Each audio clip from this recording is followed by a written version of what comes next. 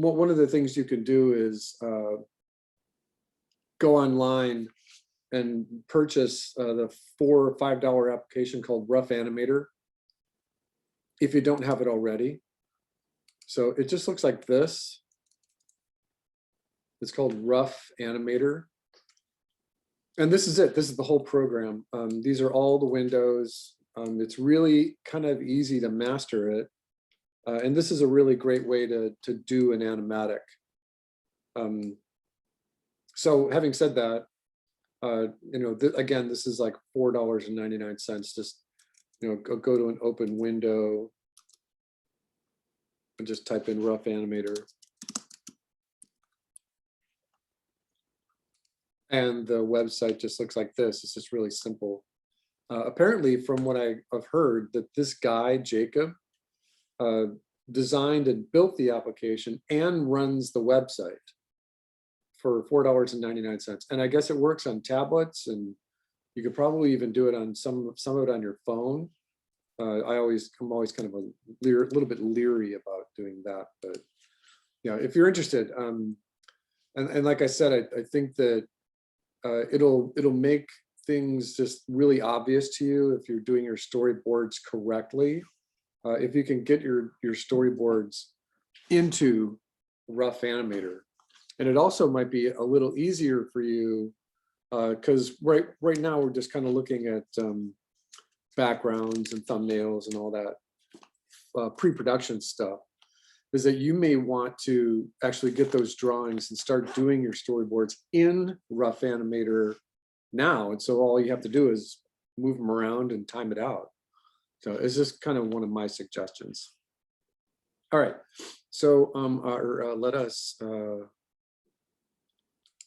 dig in here. We're going to do the same thing that we have done the last couple weeks.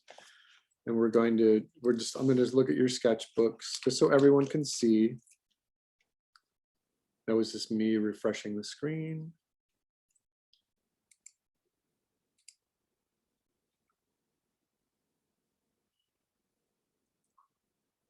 Okay, this is Victor, one of those flying cities. Okay, Victor. Just a couple of suggestions for you. And that would be in any kind of one of these imaginary illustrations or backgrounds, or even pushing this towards concept, make sure that when you're doing anything like this, that it's not apparently obvious that you're using digital brushes. So did you paint this in Photoshop? Yeah. So one suggestion would be is to just vary the brushes that you're using. Use different levels, use different opacities. I know that a lot of the brushes have kind of like a direction to them. Some of them have like a wider splash pattern or whatever. And if you hit the right and left arrows on your keyboard, the rotation of the brush changes. And then if you hit the open bracket and closed bracket, it changes the size of the brush. So, always with digital media that you're working with both hands. It's like you're playing a piano. So those are the really great keyboard shortcuts. I mean, this is okay, but I think that you can start ramping it up. It also might be a little bit more interesting aesthetically to treat these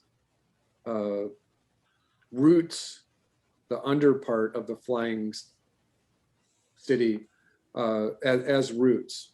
There's a couple of really great examples in Miyazaki films, the Howl's Moving Castle, Castle in the Sky. There's a whole bunch of stuff that might help you right there. All right, thank you, Victor. Lauren?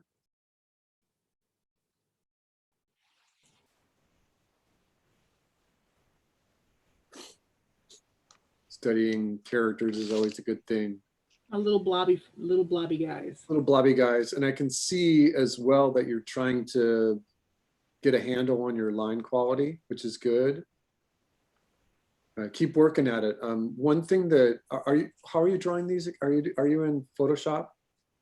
It's a program called Paint Tool Sci. It's a drawing program. Yeah, that's a good one.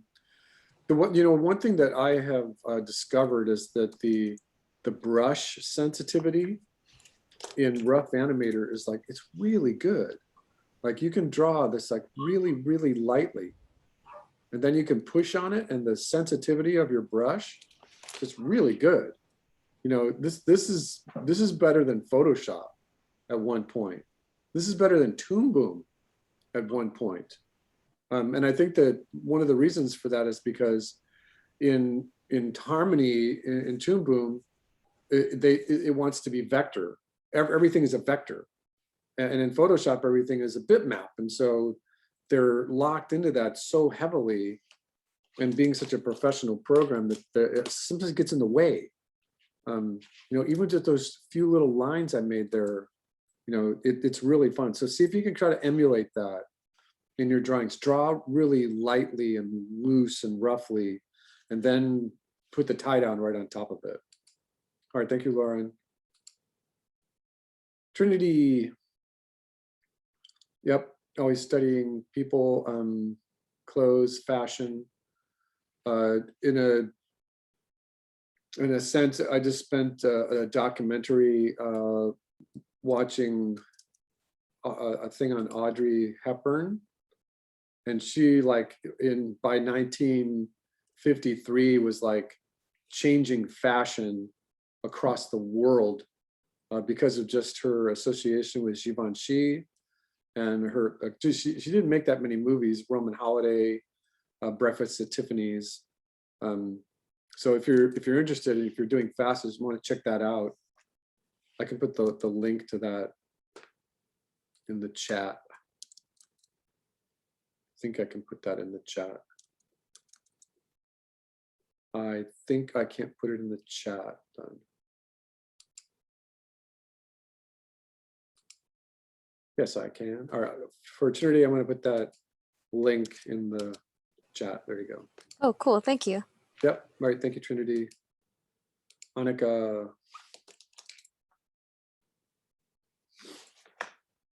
Yeah, this is great. As always, Annika. And as long as you're doing wardrobe and fashion, click on that link as well for Audrey Hepburn and drawing fashion. There's the award-winning costume designer from like the 20s, 30s, and 40s. Forget her name. She's even in that little documentary. All right, thank you, Annika. Noah.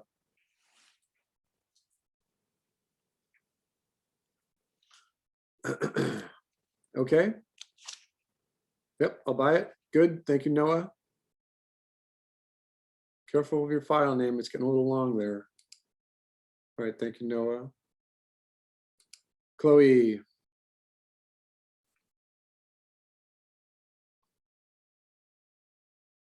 Okay, so I remember you were doing this last week as well.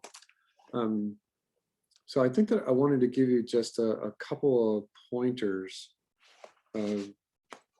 because you're kind of taking the thing on yourself. So let me just kind of get both of these up here.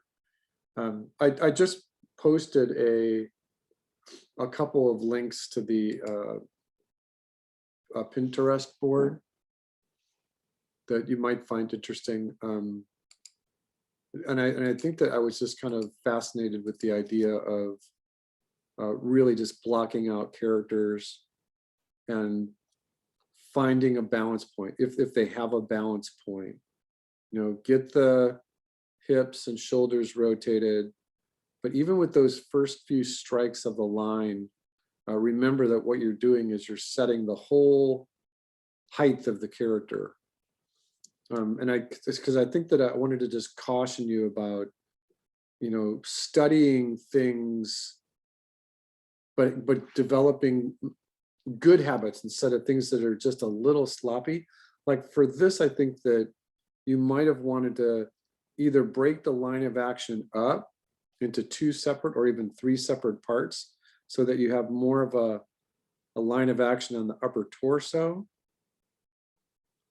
that's just guiding it and then pushing it. Remember, we were talking about the idea of pushing that pose and then giving yourself a line of action for each one of the feet. I think that that'll help you, because she looks like she's resting on something. And whenever you're doing a study like this, it's always a good idea to at least suggest that they're sitting on it so they're not floating. All right, Okay, so thank yeah, you. the idea is to, as long as you're studying the line of action and you don't think you can hit all the legs, then just break it up. Give yourself, remember a main line of action for the body in each arm. Remember we talked about that. And then also remember that in a close-up of a hand, each one of the fingers may have its own line of action depending on how close to the camera it is. And it's great that you're studying these. I champion that idea. All right, Yunwei. Yep, these are all great. Nice to see a good study. Watch your photography. I know you're just doing this for me and for, getting it on into the classroom and everything, but as long as you're kind of quote unquote done with the drawing like this, take a few extra moments and get some additional light on this so that you can use it. These are great for sketchbook. And like I showed all my sketchbook, I have a whole section of sketchbook stuff in my portfolio, but these are going to be really hard to use with this hotspot in the center. So give yourself multiple indirect light sources or scan it. The drawings are great, but this is going to be really hard to use this with that hotspot like that. All right, thank you, Yunwei. Oops, why didn't it give me? Oh, Kong. Yep, these are great. Yeah, draw more of them. There's a whole bunch of artists out there who are doing studies of blades and weapons like this in Unity. And then they add in the special effects on top of it. It might be something you're interested in. All right, Ria.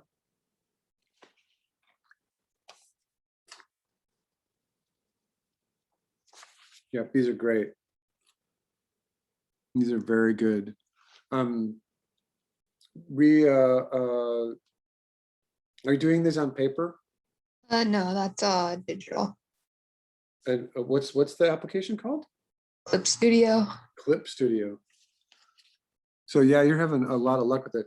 Did you draw these all in one canvas or did you just copy and paste? All in one canvas. How big is the canvas? I think 10 inches by 10 inches. Oh, yeah, you're getting a good line. Yeah, you can zoom in. I'm not sure what's going on with this little face right there. Yeah, I didn't Those like are great. those. Those are great. Thank you, Ria. You're welcome. All right, Emma. Please don't present images that are sideways. Okay, these are good. Watch it with your file name, Emma. Sorry. This is completely unprofessional. Put your initials and the week and S for sketchbook or something. But I don't want to see this. And studios don't want to see this, whether it's production studio, game studio, animation studio, advertising studio, they don't want to see this. So get yourself into good practice of, yeah, doing good drawings, but then naming them correctly. Please, for the love of all the Greek gods, name your files correctly. All right, Bitsy.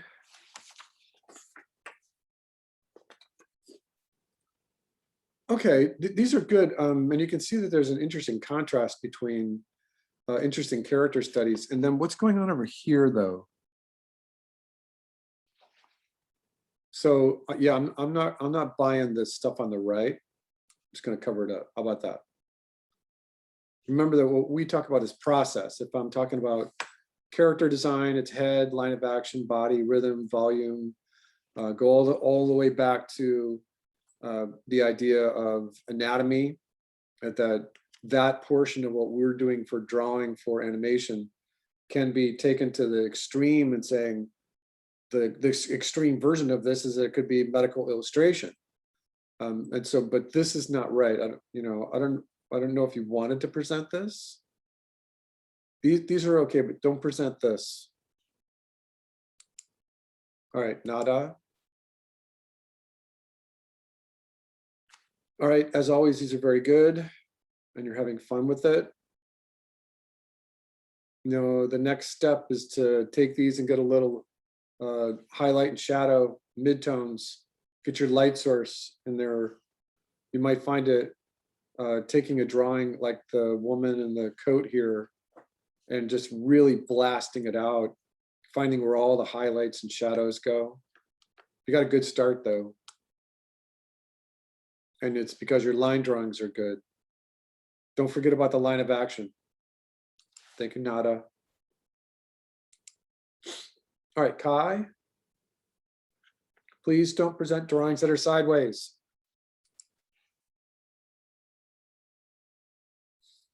All right, thank you, Kai. Maybe a little more contrast.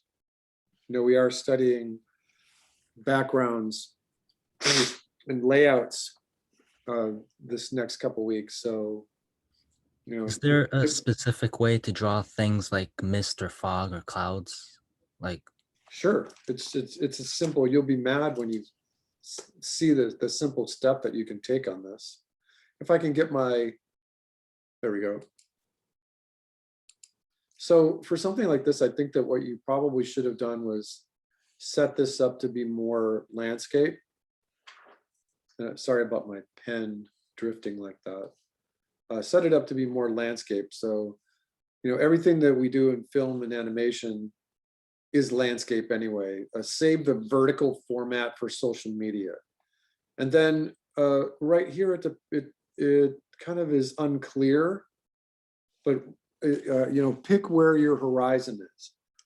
Whenever you start drawing, you should always kind of like, where do I want my horizon? And if you divide up your stage into vertical thirds and horizontal thirds, then this is a focal point. This is a focal point where they cross, right? These are where they cross. These are your focal points. There's a focal point in the middle.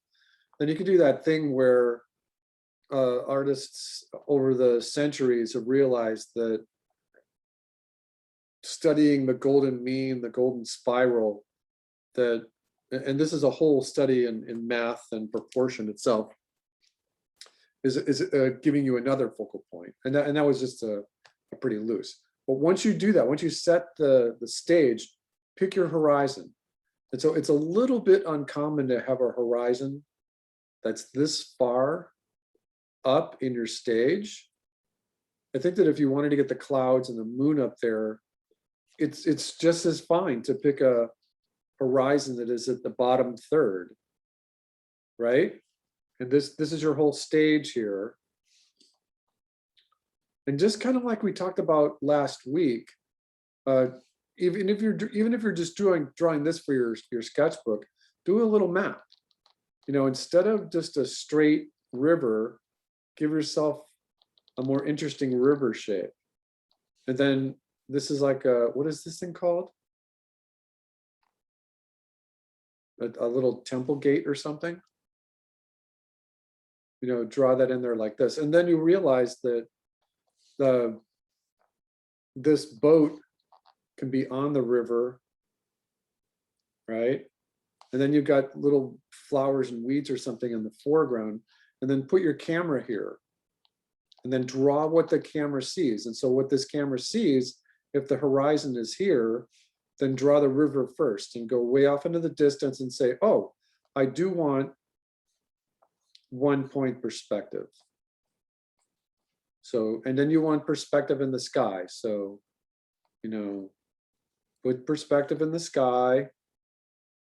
This is your horizon, and start drawing the river. And so get the river to come like this and give it an arc and then another arc and let it gain intensity, get it let it be wide, let it go off the screen, draw the river that's the near part of the river, it gets a little more wide, and it goes off the screen this way. And then your boat isn't like in some odd perspective. Then you put the boat like this and you actually draw it in perspective. You draw the little guy on it. This little gate right here, I think you should flip it the other way. And so you plant one of the beams in the ground and then you go to the vanishing point. So then you draw the other one and then you start drawing. So it looks better. It looks more accurate. And then go back and study your atmospheric perspective, because there's no reason why you can't go in there and just draw mountains that are kind of near us. And don't let it interfere with this gate too much. And then draw mountains that are a little bit further away. And then even further away than that. They don't have to go all the way. And then you got your clouds. So then your clouds can be in perspective too. So if you have like a cloud that's right here, and let's just say you kind of like one of the designs that you might see as a drawing reference for a cloud online, this behaves to the vanishing point too. So that if you want a sense of perspective, then draw another cloud that's the same kind of length, but that goes to the vanishing point. So another cloud really far in the distance will be really short. One up here. So if you wanted a cloud that was really close to us, it's going to be up here. It might even go off the screen a little bit. So yeah, perspective. That's my suggestion for you.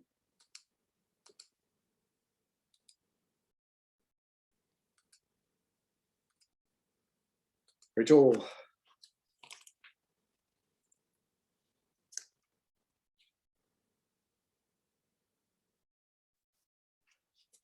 One second, everybody, hold on. Okay, it's good to study faces. These are all very good. Give yourself maybe a little bit more variety of line style and a little bit more variety of tone. So what I think that the suggestion here is that you don't get yourself into like automatic habits. Try a little bit more variety. It's good to show next because then the heads aren't floating. So, and then like see what happens if you start drawing in the shoulders a little bit too. It's a good start. All right, thank you, Rachel. All right, did I miss anybody? Anybody upload just as we were talking? Anybody? I got everybody? Okay.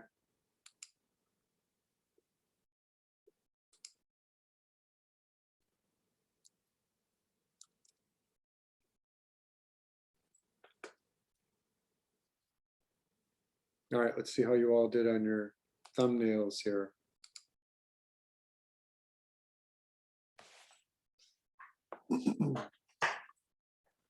All right, so this is Lauren.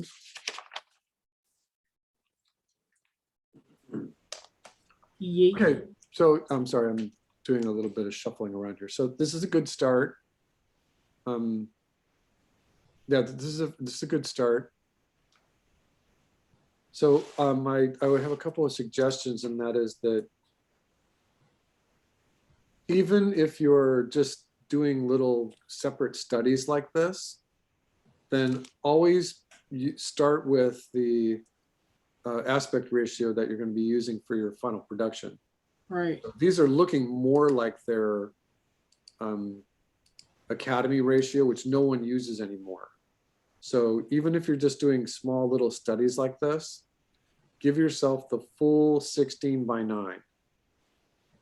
It's a good habit to get in.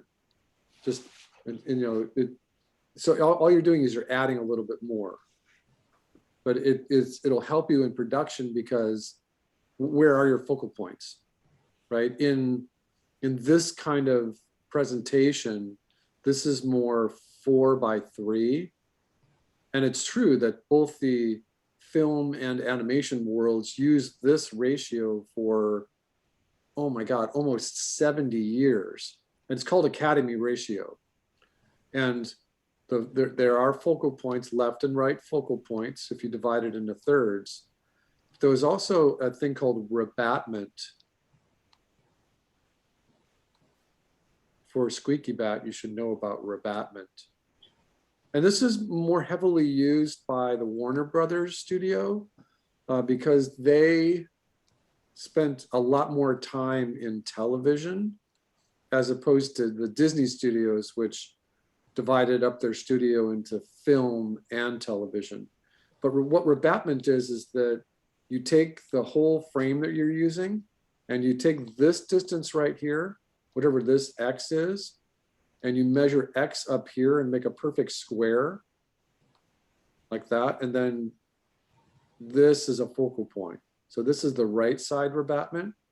Then you do the same thing on the left. And so you put the left X measurement here and you get a left side rebatment. So like I said, this was used in the Warner Brothers era, 40s, 50s, 60s, 70s, almost exclusively to Warner Brothers. Disney very rarely used rebatment. And then from this, you've got a center line, and then you've got your action safe zone. If you're interested, just go look at the stuff by Maurice Noble. Sorry, this is refusing to draw for me right now. Maurice Noble. He was the quintessential go-to innovator and background designer for most of the Chuck Jones good stuff and Tex Avery and Bob Clampett, that kind of good stuff. Disney borrowed him for a little bit too. He might have started at Disney and then went to Warner Brothers. All right, so these are good studies, and I can see here that you're studying that change in aspect ratio, and these are more accurate. So yeah, these are good studies. The drawings are good. It's an accurate little study. I would like to see the maps. Is there another one? Oh no, I just did more of the character gestures. I didn't have all of them last time. Oh, I see. Okay, so the one thing I could just push towards you is go study straights versus curves. Okay. You know, I've said it in this class a couple of times now, but everything from Samurai Jack to Kim Possible to everything that Craig McCracken has ever done, Nickelodeon, Cartoon Network, almost everything they do is exclusively straights against curves. So go back and add it to your things to really dive into and study it. It'll improve your drawing, it'll improve your lines, and you might get a big kick out of straights versus curves. All right, thank you, Lauren. Annika. All right, there's our map and our story.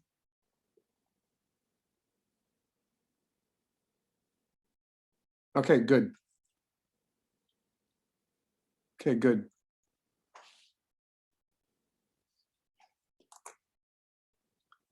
All right, you totally got the right idea here.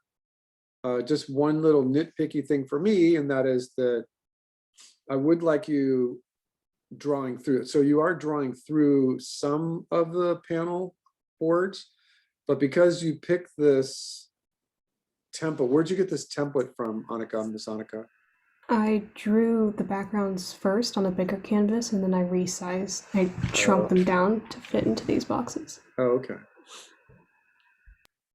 I think that as long as you have a multi-page PDF, you could have just had each one of these on its own page. You know, that way, let's just start with this one right here, okay? I think that the idea would be is that you're looking at, come on, wake up, there we go. Is that you're studying the horizon, just on this last one down here, your horizon's about right there. I'm not quite sure what part of the story this is, but this was the kitchen. And so you get your vanishing points, you get your perspective, right? I always like to do the perspective that's in the sky in a lighter color, just to remind everyone that there is perspective in the sky. And you can see what I'm doing, right? You can kind of see that, oh, what if there was extra over here? You know what I mean? What if this continued out and around? And all of a sudden, because you're not just stuck to the borders, you're thinking more, hey, I like these little windows, they could be bigger. Maybe there's a bigger one over here if you follow the rules of perspective, right? And then where's the ceiling? And just by the way you've drawn it, the ceiling might go the other way. The ceiling might go like this if it's a round room like we see here, right? So this could be something to really play with. And then is it a domed ceiling? You know, what happens up there? You get a little fisheye lens on the camera. So I always encourage you to overdraw, draw more than you need. And then just don't worry about getting them tight in like this for a presentation. Just give me multiple pages. All right, but you've got the right idea. The drawings look good. Your map definitely helped. Yes? That was a question. Yeah, it did. You know, the one thing that's missing here is the 180-degree line, but I can see it's just kind of right here.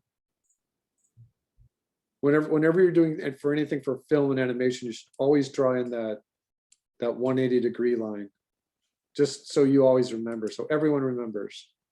All right, Noah. All right, there's your map.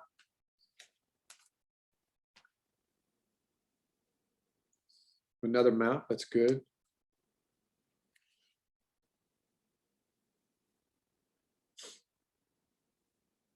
Okay, and so it's good that you're drawing without the borders, that's fine. Okay. All right, you're doing it the right way. You're definitely studying it correctly, okay. Scaling. Okay. Little character studies, little thumbnail studies.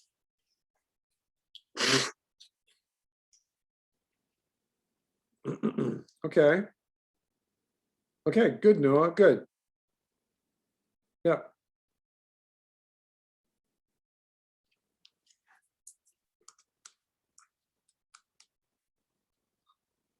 I think the only thing that's kind of just riding on my logic is that for any one of these particular compositions here, that like you've got the pool here, use perspective, right? And whatever it is worth, always remember that it's a good thing to draw more of what you need, just in case you change your mind.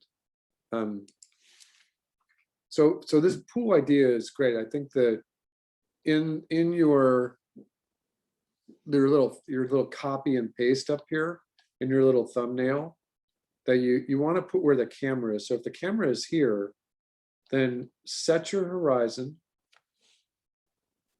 set your perspective, right? And then, do you really want this to be 1 point vertical? That means that you can't see the horizon. That means that you're technically in like a bird's eye view, or that you're looking down on it. And the more that you can see the horizon, the more it becomes more of a stable kind of composition. Once you draw this perspective grid, you're going to see that if your pool is here, and if it's a round pool and not just a scrappy little oval, that it's going to have a center line, a horizontal center line, and that in order to make it technically more round in perspective, you're going to need to come all the way through your perspective grid. And I just obliterated your drawing underneath. Also, it's a pool. I think that the thing that might help is to draw the bottom of the pool, or drawing those little steps. How do they get into the pool? You know, that might help, that kind of deal. All right, so yeah, perspective, grids, always a good thing. Thank you, Noah.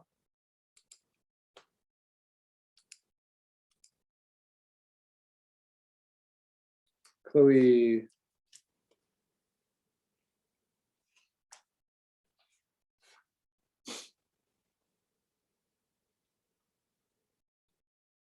Okay, good.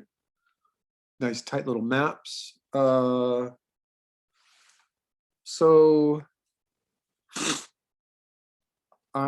what are these little lines right here, Chloe? Oh, that was like, I meant to go like kind of make that a little more clear later. I try to make like, sorry, excuse me. I try to make like, for my own understanding, like the 180-degree line, so I know which way it's facing at least, or like which way the camera would be facing at least, just for my own like. Okay, thinking of that's kind it. of what I thought.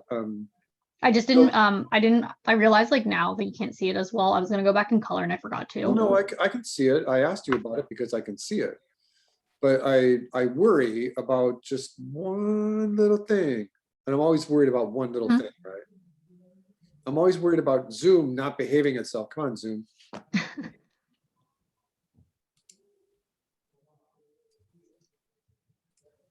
So, and you made a wonderful mistake. You know, in art, in drawing, animation, media, anytime you make a mistake, it's a good thing. So what this is, and it looks like you have a camera right here.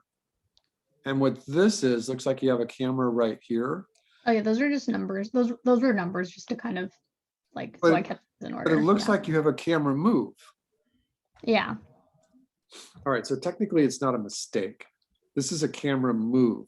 So your camera is going from like this orientation to this orientation, which is fine. A camera is allowed to do that. But what that means is that your 180-degree line is like here. And if these are simple, then it's just simple, right? Mhm. It's either here or here. But and again, this wasn't technically a mistake. It was you just not knowing how to indicate any particular camera move. So this is camera 1, this is camera 2, and you're doing a rotation or a dolly and a rotation. Mhm. All right.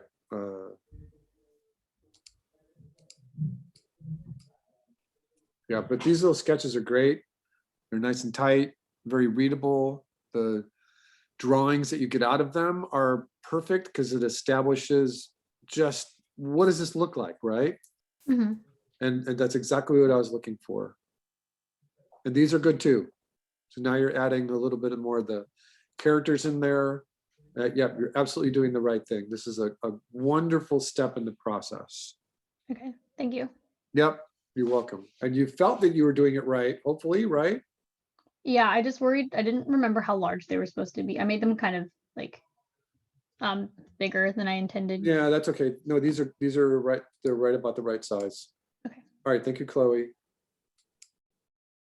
All right, Ryan.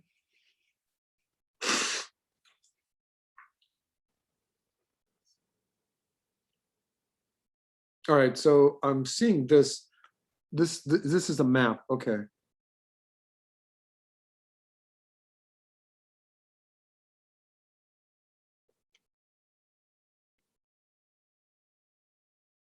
Okay, I'm just reading this.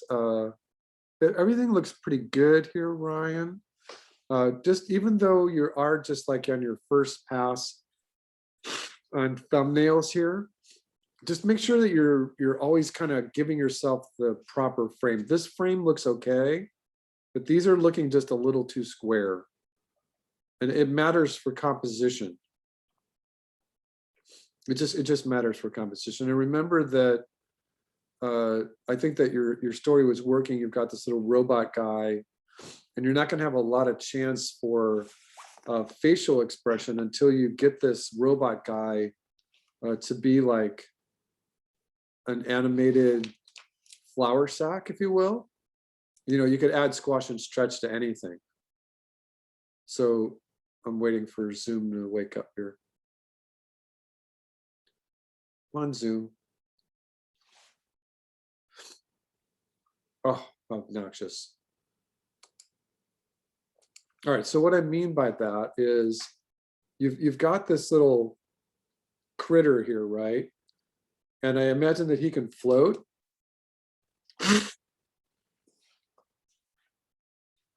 Ryan, are you? Yeah. Right, Yeah. so he's like, he's floating magically, or is there like air coming out of here? I don't know. He's like a Star Wars droid. He just kind of hovers, I guess. Like Okay, a so hover bot. do we see the turbulence of the air? Sure. Yes. But, you know, it's up to you. But one thing that you can play around with here is this is starting to look like an eye. Right. And so what Yeah. you can play around with is you can play around with giving him an expression. You know, oh, you know, let that thing be an eye. And this thing all of a sudden becomes his little mouth. Right. And this thing that's on top can actually come off like a little top hat. And so here I'm just kind of taking this thing and kind of pushing it down a little bit. So he's surprised, right? You know, and then you can put little motion lines in there. I'm treating it more like a 70s era cartoon rather than just a 3D robot that has no squash and stretch control on it at all. So that would be my suggestion, is to play around with that idea. And it looks like you got your cameras in the right place and you're doing everything that I asked. So your next step is to just push those poses.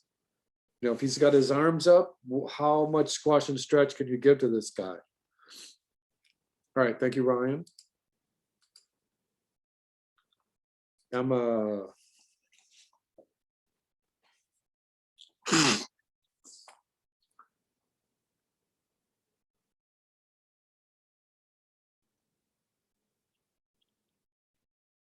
Okay, I'm Looks not like you're- completely done with it. I'm still working on it.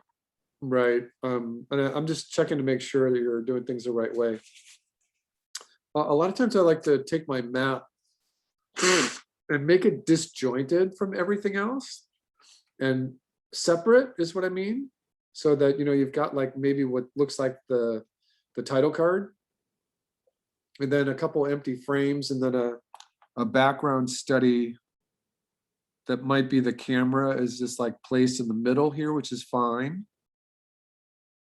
But I think that it might help you to just keep your map separate so that it doesn't look like it's actually part of the storyboard itself. And again, you've got to watch your file names. Just make a note for yourself. Don't upload anything to the canvas unless the file names are close to what I suggested, because this is unprofessional. All right, you got the idea here. I was looking for the written part of the story. Get a handle on your perspective, even if it's the title card, even if you're drawing a milk jug, a class like this, it's like, should have that technical three-dimensional construction in it. All right, thank you, Emma. All right, Nada.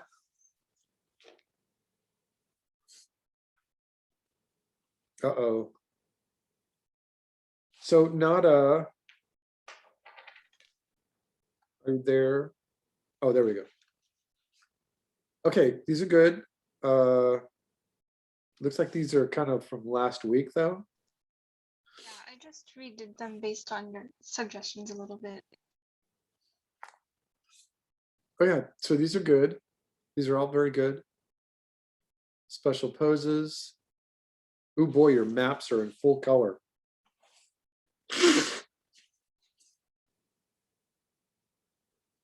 story. Okay, all right, good. These are, this is how you should be studying. Very good, okay. Then your first pass at boards.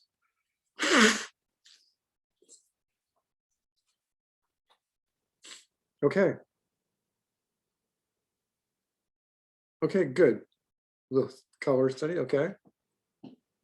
All right, yeah, I'll buy it. These look good, Nada, very good.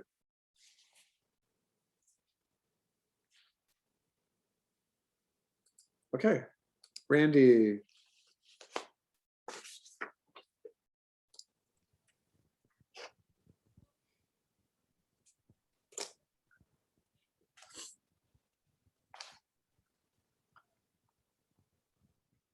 I'm just studying this. Okay.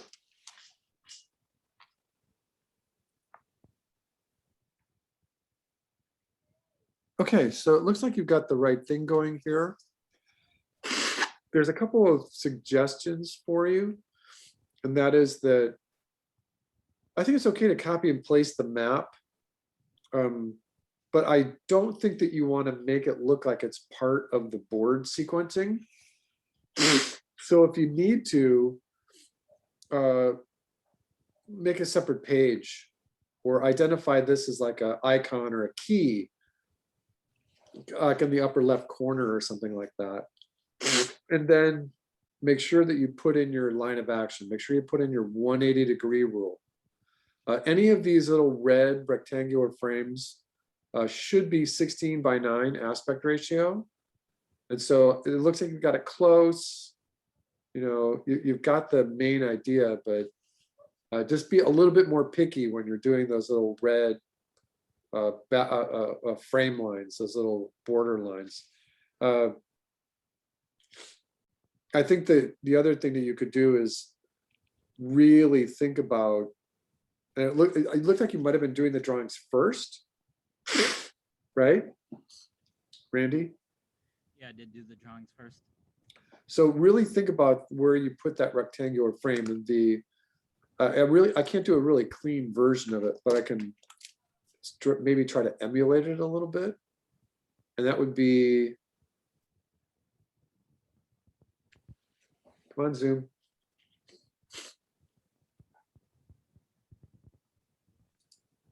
Something like, and we did this a little bit.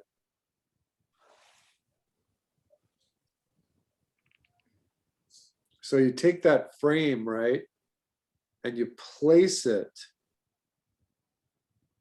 and that gives you an idea of where you are thinking the focal point should go. And then you could do a couple other ones. Like, remember we did this last week where you can say you're going to go from one position to another, and this is A and this is B. The same thing goes with this. You might want to start out wide, right? You might want to start out in a wide shot and then go to a mid shot and then go to a close up. So you have 3 different cameras in there. So, and remember what I'm doing is it's really simple. Draw more. That's my suggestion, Randy, is to draw more so that you have more things to play with. You know, maybe you want to start here and then pull out to reveal the whole shot.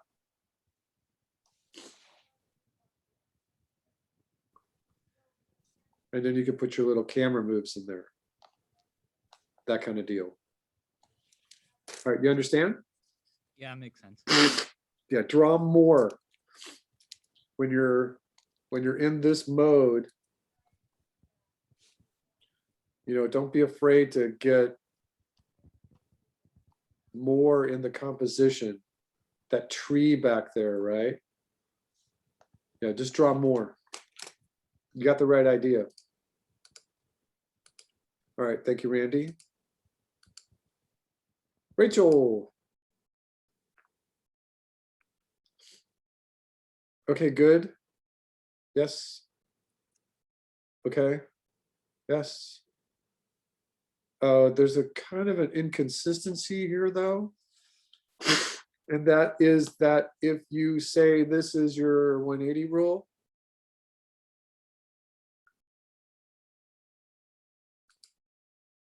that now you're kind of in trouble. Because if this house is to the right of the cylinder, then that means your 180 degree rule, any 180 degree rule is here. It's not here. It's here. Your characters are here. This camera is here. Do you got that one, Rachel? Yeah, I was actually meaning to ask about that. So, like the 180-degree rule, then I would have to move my line Just in the I know- map. just on the map. Okay. Yeah, just on the map. And realistically, you draw that first before you start doing your sketches. Because, well, just like I had said last week, if you do this little map here, then you indicate like mountains in the background over here. You know, any of these little guys here are going to show up as trees. And then when you're drawing them architecturally like this, they can be all the same size, but it might be more interesting to draw like a bigger one here. And then, and these are just like graphic mountains in the background. And, you know, you could write the little M for mountain kind of deal. But I think that what you've done here is you've kind of interrupted your composition a little bit with the map. And I think that I'm just going to draw right in this little space. So if you draw your map, and you draw all the pieces in your map, you draw your 180 degree line, you draw your camera, and then when you start, what does the camera see first? It sees this little cone thing. So, you know, draw your little cone guy, draw the horizon, draw the perspective, get this house in perspective, get those trees in there, and then, and remember, I'm not drawing my framing yet. I'm just drawing what this camera sees right here. And then, you know, go back to your map and say, boy, you know, I could use like a big tree right here. And then the little trees. And then the mountains. And even if you're doing it in sketch form like this, you can see that if you start drawing the mountains right here, that they're going to interrupt. They're going to be tangential to stuff in the foreground. So instead of just drawing them like this, these mountains can just be pushed off to the right and pushed off to the left. And it makes for a better composition. And then go in and say, okay, I got my characters. They're going to be on the middle, lower left focal point over here. And then you can put your frame in. And this is your wide shot. This is your extremely wide shot right here. And then if you need to, you can go all the way down to your characters and you can say, there's a camera move right there. But so I'm just adding to the discussion, that's all. All right, and these are correct. So you did these correct. Good. Yes. Okay, good. Yeah, you got a real good idea here. Okay, good. Okay, the only thing I can see here is maybe push your poses just a little bit more, but that's okay. Good, Rachel, very good. All right, did anybody upload as we were talking here? Nobody's chiming in. I uploaded my sketchbook. Who is that? Randy. Randy, okay.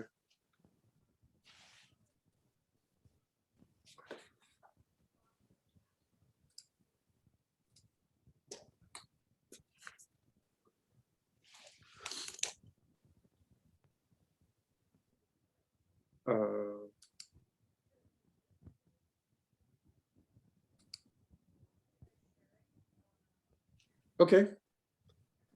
No, these are good. They're almost verging on impressionistic, just because of the lack of perfect anatomy, which is fine artistically. I think that you could have a couple of different things you could play around with. Just the idea of life drawing being impressionistic. The poses are okay, but then you could also play with this to a degree more. You could say, what if I was going to make the anatomy just completely out of control and crazy, and you know, mix around your proportions, And then have another variation where your life drawing is actually more in tune with medical illustration. It's just a suggestion. All right. Did I miss anybody? Everybody okay?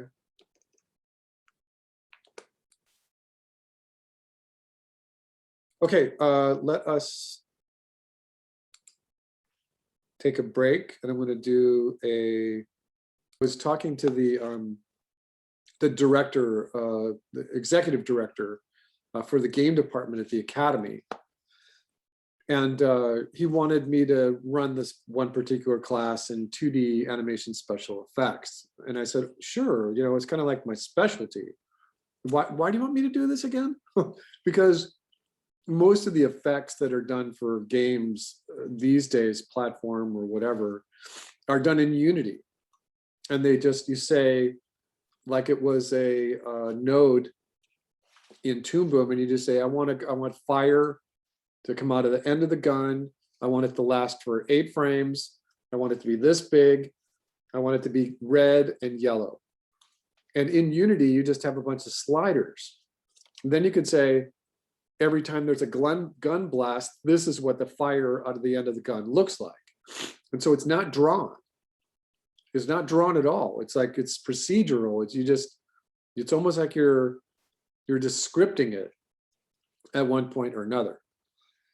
And he wanted to get out of the class that the idea is that it should always be about drawing. The game designers at the Academy were fooling themselves for the longest time, thinking that they could just go into game design because you didn't need to know how to draw. And he was like putting his foot down. Wrong. You definitely need to know how to draw. And I think that over the last 5 years, he's made a big difference in that department. They've got 800 game students just in the game department alone. And so all of us are working really hard to make sure that all our messages are on point. So drawing is a very important thing, period. Line of action. Pushing the pose. If you're going to push a pose, you can't push a pose without the line of action. All right. I want thumbs up from everybody who doesn't have a camera. Thumbs up. Just, you know, sign off on it. Everyone knows that every drawing you ever do should have a line of action. And it's in the Pinterest board that I have, that I invited you all to. It's peppered with drawings that are both rough and tied down and cleaned up or extremely expressive, and they all have a line of action in them. And if they don't, then that drawing is there for some other reason. Just keep that in mind. All right, so in the idea of going from just drawing, and again, I'm not technically being snarky, but and not being facetious, I'm just kind of like emphasizing the idea that what we're doing now is we're going into the thumbnail and storyboard phase. And because of that, you need a story. So, and I didn't see a story from everyone, right? Not everyone had their little actions written out near their thumbnails. So keep this in mind. We are asynchronous. And so if you don't have your little thumbnails or your little action verbs for your story, and there should only be 15 or 20 action verbs, then that's part of your homework for next week. If you don't have the maps for your thumbnails, then that's part of your homework for next week, is to draw these little maps. If you don't have the beginnings of those backgrounds, and they can be out of order too, then that's part of your homework for next week. Now, I looked at our online class, and there's a couple of you who need to get caught up. So if I start zeroing out grades for the thumbnails that were due last week, you're all going to be in trouble. So use the late and missing folder, late, missing, redo, and extra credit folder to make sure that you put those in there, because there's nothing in that folder right now. And if we look at our week, and I see that I just put 25 points in for this week's grade book. It is 1, 2, 3, 4. It's 5 columns to the left. Don't put it in the one that's like earlier in the semester. Just use the one that's in the 5 columns to the left of sketchbook that was due today. Because I don't want to make another folder. There's nothing in this folder. All right. And I think that means something for 1, 2,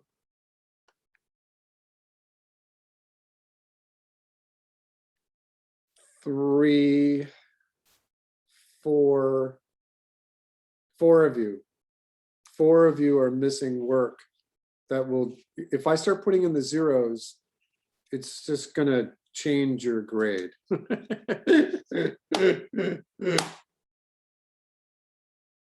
Sorry. It's the one thing I'm allowed to do. I'm allowed to laugh at my own stupid jokes, Lauren. When we make this transition from drawing character designs even into the idea of pushing the pose, a couple of things come to mind. And one of those things that comes to mind is now you are acting.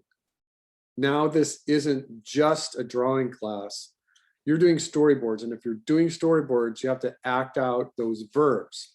So the first thing that you would want to do, and if I had a whiteboard, I could say, get up out of your chair and act out the shot. If your character is running to catch the bus, you can certainly imagine what it would feel like in your body to run after a bus. Most animation studios have a room that you can act in, and that room will have a camera, it'll have a movie camera, and it'll have a whole wall full of mirrors so that you can feel what that pose is like. You know what I mean? If you have one of these things, these little maquettes, these are fun, these are great. They're kind of limited because they're kind of stiff, but you can kind of get the idea. I have another one that it's called Sticky Bones, and they're a little bit more articulate. There's a bend in the waist, and the fingers all can move separately, and they're very expensive. I hardly ever use them. I had donated them to Kenyatta, but then when I was moving my stuff out of 13, I just brought them back to the studio. The best thing is to do it with your body. And even if you don't have a mirror, just feel what it's like to do that thing. I'm not making a really good set of action poses here on Zoom, but just make that note for yourself. You are going into the part of drawing where you have to act things out. It becomes extremely necessary that you start embracing some of the qualities of acting. Acting itself, I mean pure acting. And so there's a couple of things that I wanted to put out there. One is that there's different kinds of acting. There's improv comedy, which is like the most difficult. If you've ever watched Whose Line Is It Anyway? They're brilliant. Robin Williams, Ryan Stiles, Colin Mockery, Wayne Brady. Oh my God, they're just brilliant.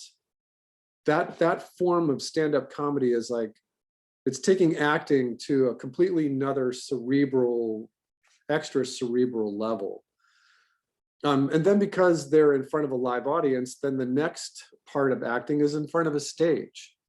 And that includes everything from high school plays to Broadway to anything live action where there's an audience response. The next step in acting is television. And there's a couple of different forms. There's live television. Some sitcoms are filmed in front of a live audience, and you should be sensitive to this. The Seinfeld was filmed in front of a live audience, and that means something for the actors. That portrayal of their characters and the vocal tendencies that they have is all based on performance in front of a bunch of actual people. It makes a difference. That 70s show, which some of you may have watched, because that's part of your generation, was actually really well written. They had a whole bunch of really great actors and actresses on that show. But the problem was that their laughter was all canned laughter. It was terrible. It's like, you know, a character would say, I didn't go out with the door, and then like, it's stupid. What I'm trying to make the point here is I want you all being hypersensitive to acting, at least for this part of getting through your storyboards correctly. So TV acting is good, it's fine, people make their careers in it. I think that the best is in front of a live audience, like Taxi with Danny DeVito and Judd Hirsch and all Mary Lou Henner. That was filmed in front of a live audience, and you can't beat that. You're actually performing, and even if you're not literally beating people up because you're pulling your punches or whatever, it's still in front of a live audience. And then there's film.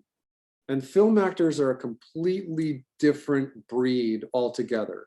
Television and film are very different. Often an actor who is just a film actor, they're gonna be recording, they're gonna be shooting the shots for that movie for 30, 60, 90 days, and they're done.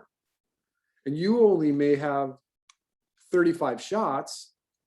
And so you might only be on ground for the shooting of your shots for 60 days, and you're done.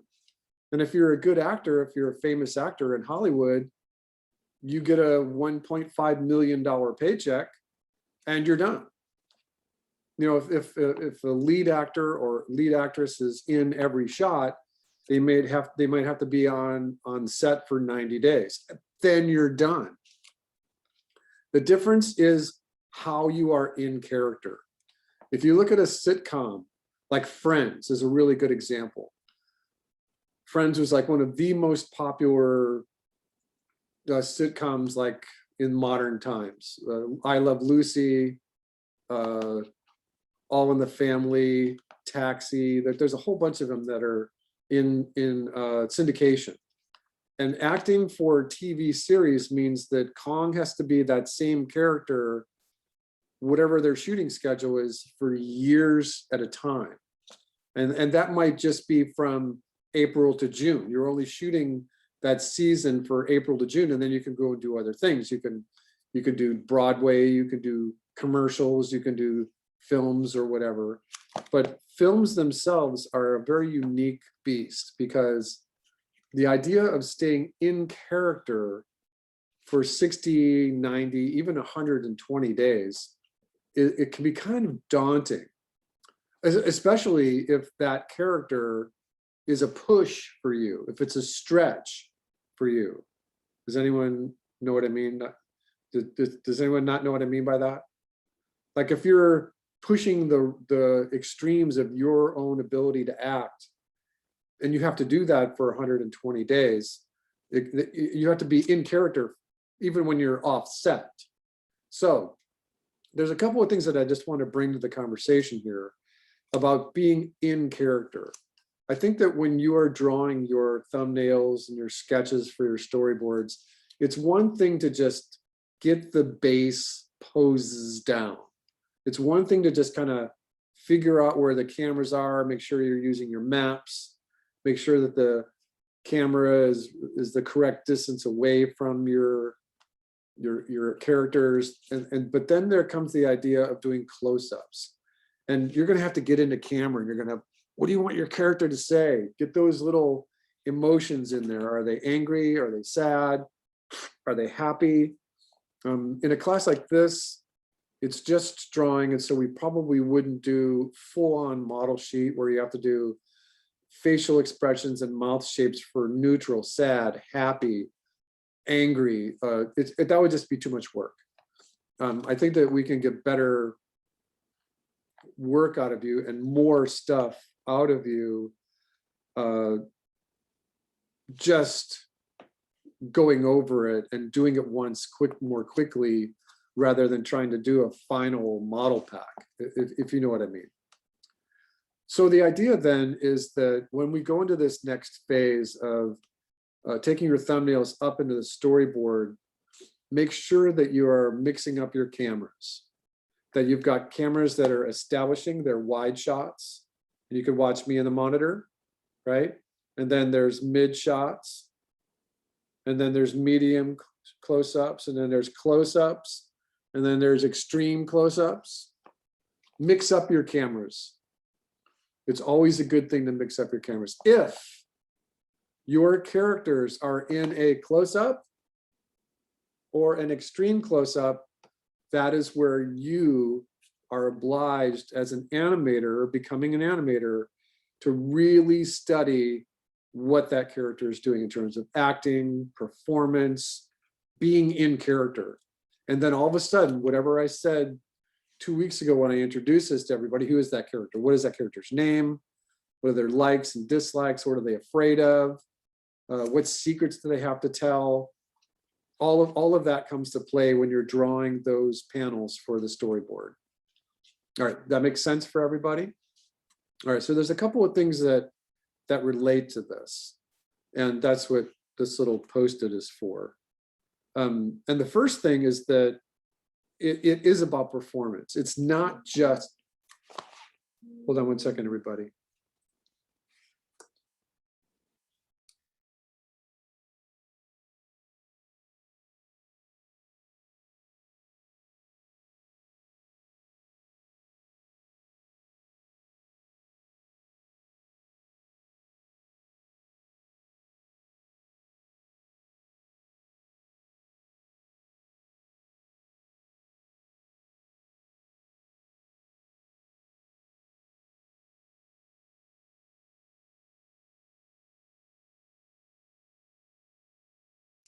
I was waiting for a text, and instead of texting, he called me.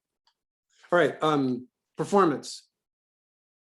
Making sure that you as an animator are in character for whatever character you're drawing. In the big, bad, wide old world of animation, it could be that Lauren gets hired at an agency, for instance, and that she is asked to animate a character for a TV series, and that this dinosaur that she's going to be drawing and all of her friends, she might be drawing that dinosaur for that TV series for 5 years, you know, however long the TV series lasts. And by the end of that 5 years, you're going to be really good at drawing that character. Most of production these days is done in overseas productions. There's very few episodic animated cartoons that are actually drawn here in the States. That just became prohibitively expensive. So, but it's still the same thing where that animator has to be in character for that character for however long it is. They have to know that character. When you look at Mulan, Tom Bancroft animated Mulan, the character Mushu, for the entire film. And a feature film generally lasts about 3 years, from pre-production, production, post-production. So Tom Bancroft was probably animating Mushu for a solid 2 years, at least. And then there was a TV spinoff and Mulan 2, and there's a couple. So he was drawing Mushu for a long time. And whether he was understanding of that character in the beginning or not, he became Mushu. And it was his squash and stretch, his pushing of the poses for Mushu became practically intuitive. He is Mushu. If you go on social media and you just look up Tom Bancroft, you will see that it's just all Mushu. It's like he did that for so long that who is Mushu? Mushu is Tom Bancroft. And you know that as an animator, there are things like that that you should know. Who animated Cinderella? Milt Kahl. You know, go back and read The 9 Old Men or The Illusion of Life. Who are the first animators for Mickey Mouse? It was Walt Disney, Ub Iwerks, Freddie Moore. And then after that, it became like Andres Deja and Don Hahn, into the more middle-aged of Mickey Mouse, and then all the new stuff. Who are the new animators for the Mickey Mouse that is more for kids, young kids, and the old animators don't like the new Mickey Mouse. They think he's off model, and they don't think he acts like Mickey Mouse, which is important for our discussion right now. This is exactly what we're talking about. All right, so I'm going to switch my notes back just to film for a moment.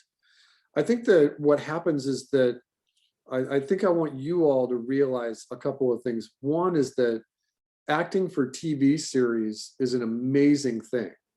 If you get a speaking role in an episodic TV series, I don't care what it is, Frasier, That 70s Show, you pick it. If you are in a speaking role and you sign a contract and that TV show goes into syndication, you are set for life. You'll be making millions of dollars a year, whether you're working or not. All the people that worked on Friends, has anyone ever seen Friends? The TV show with Jennifer Aniston? Matt LeBlanc? No, you've never seen it?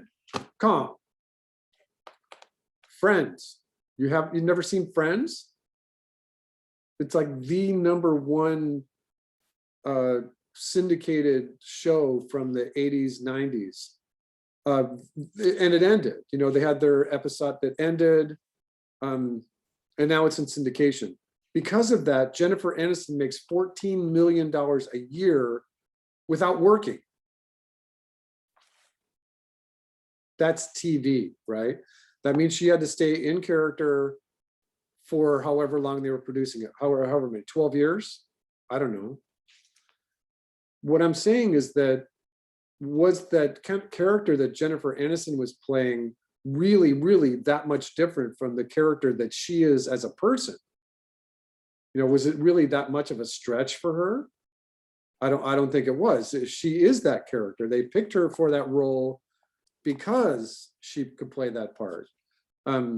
The actress who played Chloe actually had to play the dumb. Matt LeBlanc played the dumb guy. And so you just kind of act it, you have to ham it up just a little bit. But you have to do that whenever you're shooting. And their shooting schedules are, you know, they try to compact them for monetary purposes. So they're not going to shoot all year long. If there's 26 episodes or 13, however many episodes there are, they're going to start in May and they're going to be done by July. They have their shooting schedule. They bring everything in. They go through all the scripts. They do a table read. They do dry runs. They do takes on set, whether it's in front of a live audience or not. And then those things are edited, and it's edited for time so that it's 27 minutes long, and it goes to network television, right? So the character's done, the actor's done. She can then go do other things. But when it comes to film, you're on set for a set number of days. The producers are going to say, oh, we didn't have any money for this film. You know, we only have $1.5 million for this film. If anyone watched the Academy Awards last week, nobody watched the Academy Awards. What are they going to do with you people? Lauren, I got nopes coming in the chat too. Oh my God. Well, there was a film in there called The Sound of Metal. Did anyone ever hear this movie? And it's a story about a couple, a man and a woman, who are in a metal band. And they have an RV and they travel the country, and they book venues and they put together a show. And so they play, like, I don't know, for 2 hours at the end of the night in a local club, and they're a metal band. It's just him as the drummer and she's the singer and guitarist. And it's not about the music, it's about him. Because right at the beginning of the movie, he starts to lose his hearing. And he's in a band and he's a drummer. So what does he do? When that movie script came out, the producer said, no one's going to watch this just because of the way the script was written.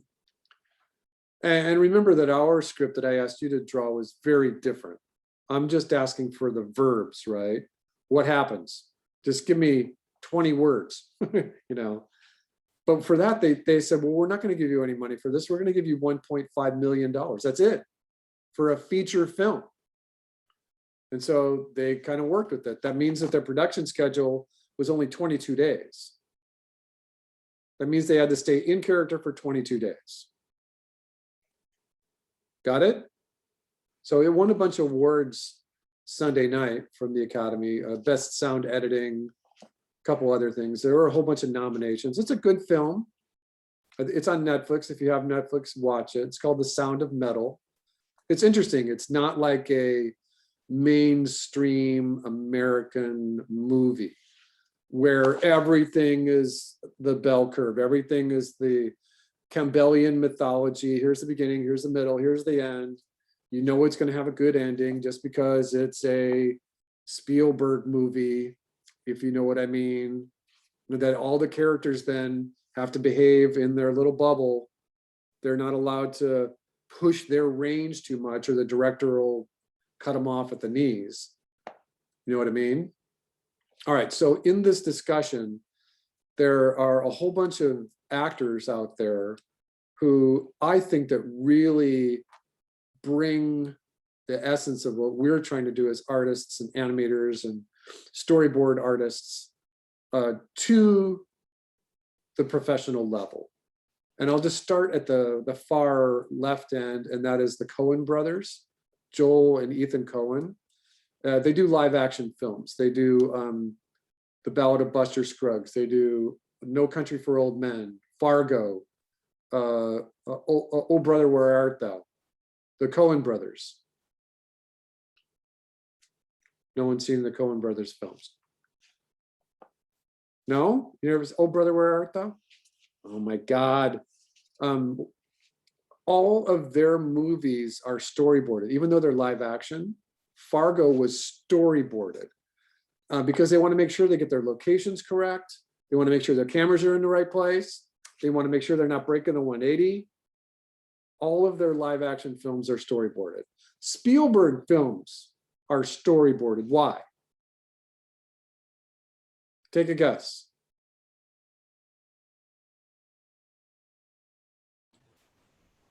To For plan the out the camera action. movements. Yeah. Which action?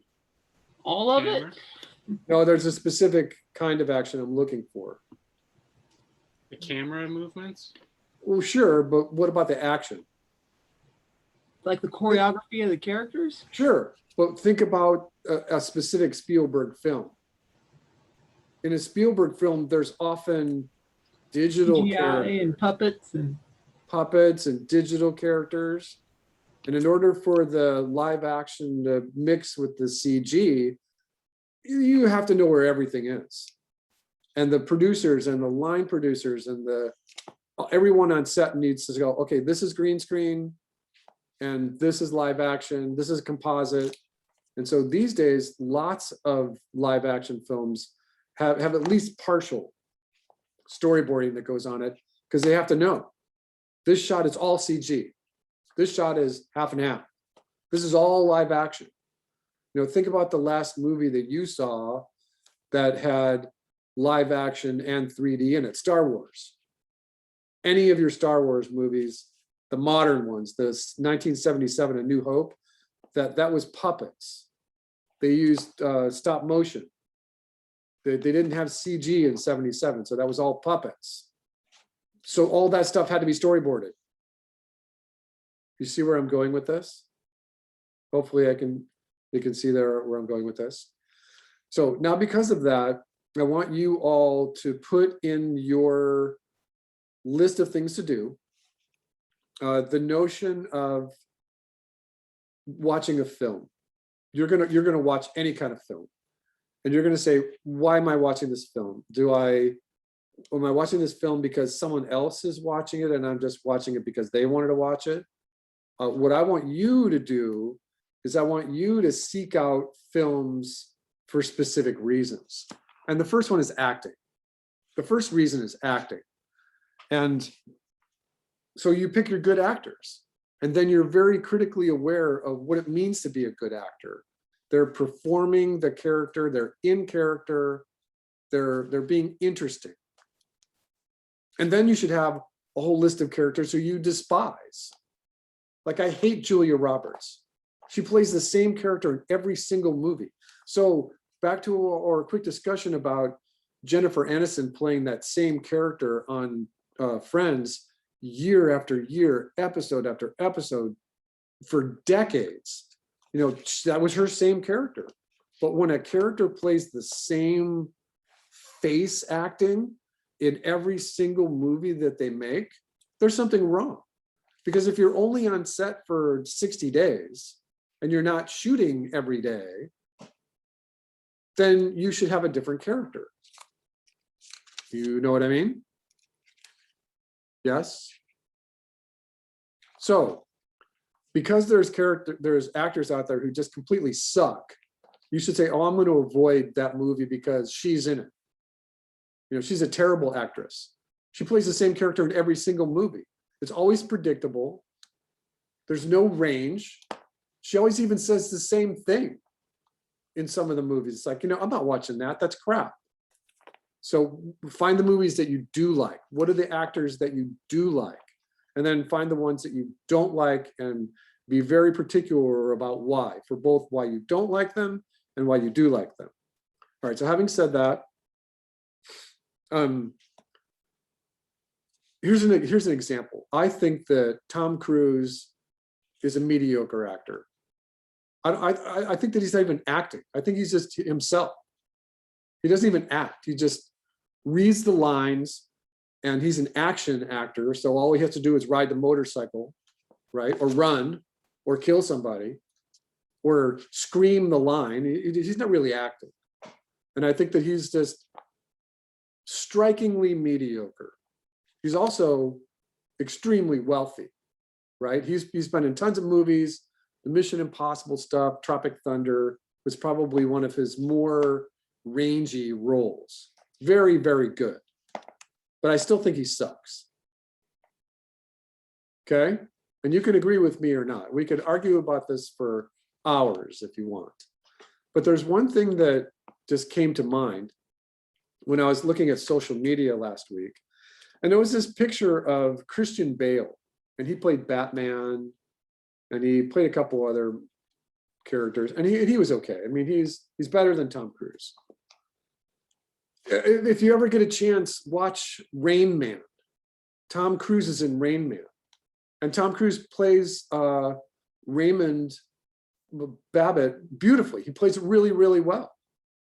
You know, he's it's not a movie that is action, it's more drama. Has anyone ever seen Rain Man with Dustin Hoffman and Tom Cruise? It's brilliant. You know, I love Tom Cruise in Rain Man.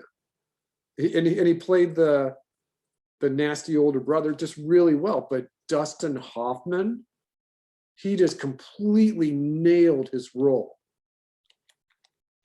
Unbelievable. Just, you know, hands down, like one of the greatest performances in film ever. Just go watch Rain Man. It's on streaming somewhere. It's brilliant. It's on like Netflix or something. It's on Amazon Prime.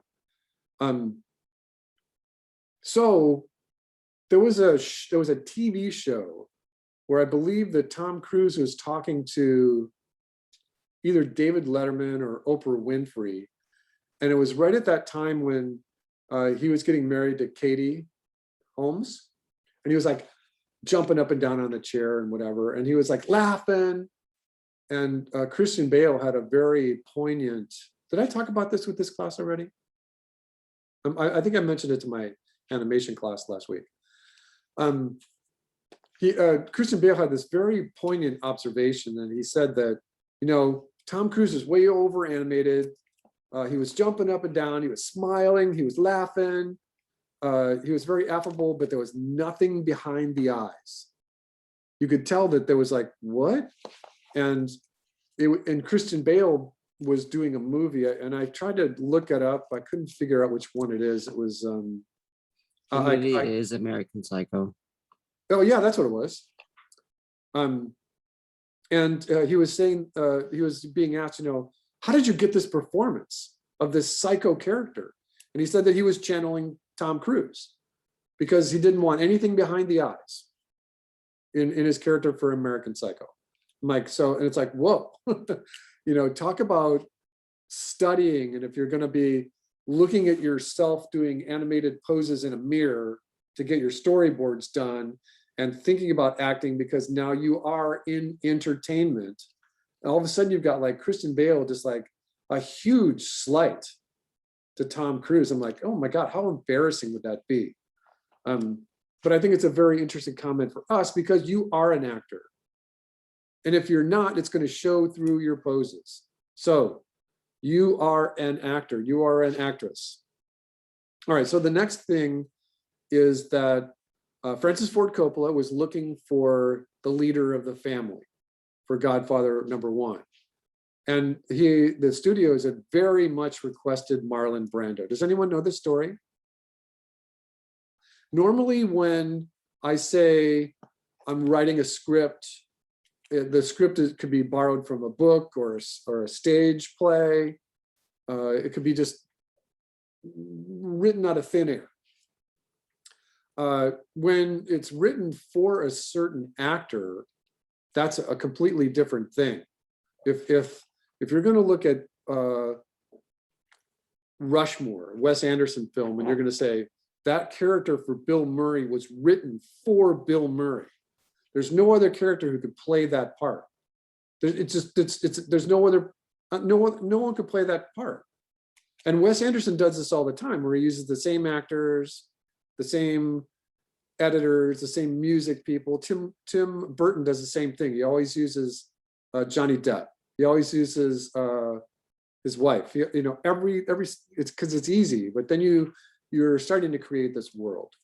But when Francis Ford Coppola was putting together The Godfather, that part was written with very black and white notes that they wanted Don Corleone to be Marlon Brando. They wanted Marlon Brando. And through Hollywood, Marlon Brando got the word that they wanted him to play the part, and he had no interest in it. He was like, I don't want to do this. And he had already kind of halfway retired anyway, and he was kind of getting old.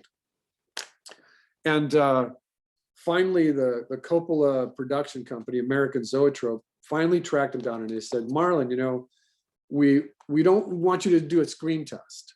We don't need you to do a screen test. We know who you are, but we need to convince the producers that you're on board for the film. So we need something on video that says that you did a short screen test, and that you're going to be on board for the film, so that we can pay you however $5 or $7 million you got paid for performance in The Godfather.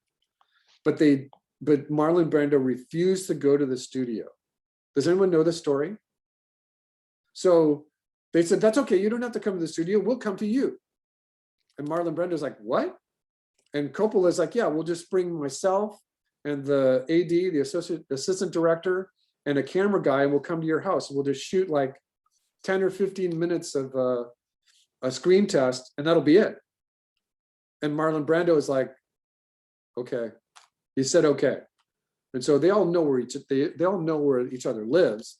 And so Coppola, the AD, and the camera person showed up at Marlon Brando's house, and they said, they knocked, and they let him in on the Marlon Brando let them in, and Marlon Brando was already in character. And all they had to do was scramble and get the camera set up, because Marlon Brando was going around his own home acting like he was Don Corleone. And he was like, whoa. And he was touching things in his house like he was in the character for The Godfather. He is The Godfather. And all of a sudden, Francis Ford Coppola was like, oh my God, this is exactly what we need. And Marlon Brando stayed in character from that point way past the end of filming for The Godfather. I think they used him in bits and pieces for flashbacks in the second Godfather 2. And his performance is astonishing. It's unbelievable. He stayed in character on screen, on set, and in his real life the whole time. And you hear actors doing this. It's like, oh my God, I can't live with that guy. He's an actor, and he's doing a movie, and he's in character for the whole time. People divorce because of this kind of thing.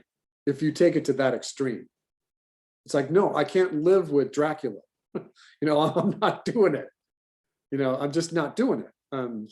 So there was another example, and that is the idea of just you being generous. And this is where my conversation comes back to acting and drama and integrity with the word generous. I've been on like this Audrey Hepburn kick for like the last 3 weeks or so. And I've been watching like one film and then another, and really just studying it and tearing the acting apart. And just like, oh my God, this is just really great. Well, Audrey Hepburn, and everyone knows who Audrey Hepburn is, right? Some people know. Breakfast at Tiffany's, like that was her like main roles. But her first role that she was ever in as a star was in 1953, called a film called Roman Holiday. And she plays a princess. And all of the people in her family are like, you got to do this, you got to do this. And at 11 o'clock, you do this. And 11:15, you're doing this. And 11:30, you're doing this. And then 11:45, you're doing this. And she's like, ah! And she screams like, I don't want to do all this. This is too much. And at that point, her character, Princess Anne, was supposed to be like 21 years old or something. And she was going to be the queen. In the story, she's going to be the queen. So she has to do all this stuff. She has to meet all the kings and queens from foreign countries, and it's just kind of killing her. And in the movie, she escapes. She just escapes the palace, and she goes out in Rome and just starts wandering the streets. And it's brilliant. That was her first role in a major Hollywood film, and that won her the Academy Award. And she's like, oh my God, what? And it is known in Hollywood that if you do a lot of work, like Michael Keaton has never won an Academy Award. Did anyone ever see Birdman from like eight years ago? Birdman, Michael Keaton, unbelievably great film. It's like one long shot. The directors, the ADs, the camera people, they made it look like it was just one camera shot. Extremely difficult to produce. And he just nailed it. It's called Birdman. It's wonderful. Michael Keaton's real name is Michael Douglas, but he couldn't use Michael Douglas because there's already a Michael Douglas. And Michael Keaton was Beetlejuice. Michael Keaton was Batman, right? And he's a very good actor. He's a very good actor. Well, in Birdman, he was this close to winning his Academy Award. He had a speech written out in his pocket, and it went to one of the characters from another movie, and he's like, oh. And we know that in Hollywood, an Academy Award can be a nod to your whole list of movies that you make.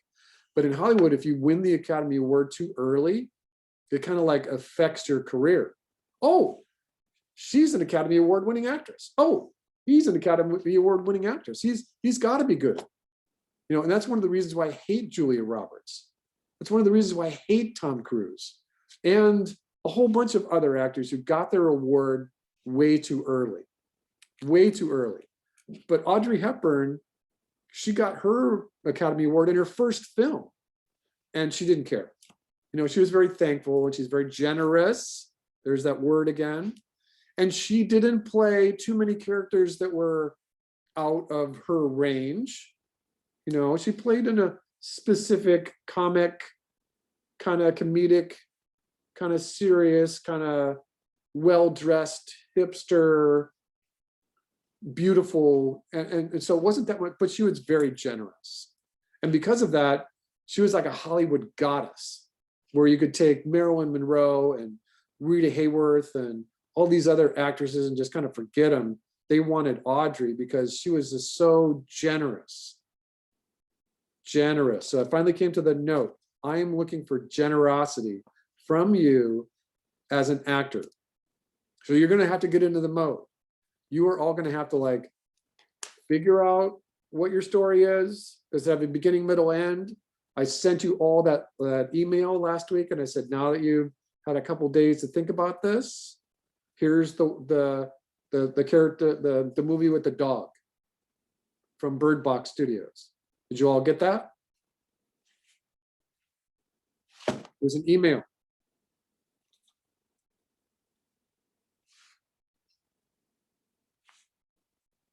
Luis says yes. So you all got it. Did you watch it? Yunho, did you watch it? Yunwei, did you watch it? It's like an 8-minute film. I don't remember if I watched it. You should watch it. You know, I'm saying, okay, you all need 4 characters. You all need a good guy and a sidekick and a antagonist and whatever. But in that film, there's only 1 character. There's only 1 dog. And that would be fine. But there's lots of action and there's lots of acting. And it's just the right length. It's like 8 minutes or whatever it is. It's like 7 minutes. It's a wonderful short film. And there's only a couple backgrounds in there. It's not like you have to go crazy drawing 15 or 20 backgrounds. It's a great film. So that's a really nice place to start. All right. So what I want to do now is I just thought of another one that's really good. And what I'm going to do is I'm just going to find it.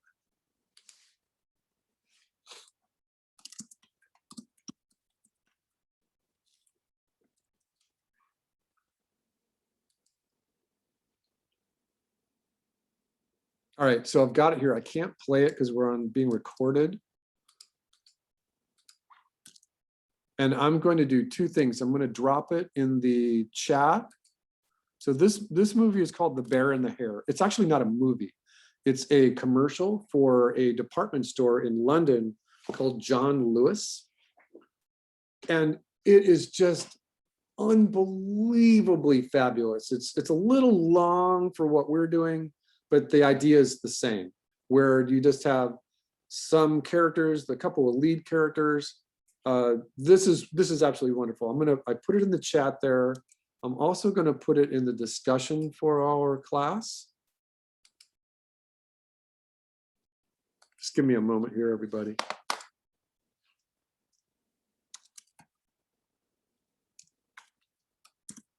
So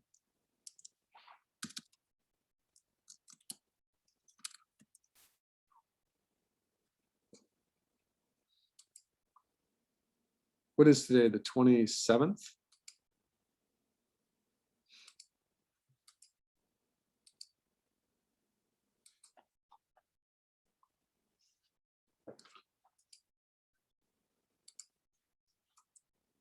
I'm wanting to make sure that it came up correctly.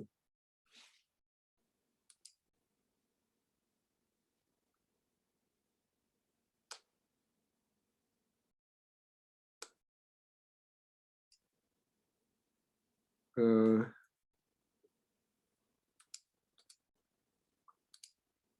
right, the link works okay. It may not be like front end clickable with a right mouse, but you might be able to right click and open it in a new tab. It's just really wonderful. What I would highly recommend for all of you is to watch this commercial. It's like a minute long. It's 1 minute and 10 seconds long. The John Lewis department stores has a budget, and every year they do like some really crazy, wonderful commercial for the holidays, for Christmas. And it's never 30 seconds. It's like a short film, and it's advertising the department store, and they spend a lot of money on their for their budget doing this yearly advertising. And this one, all the characters are hand-drawn 2D animation.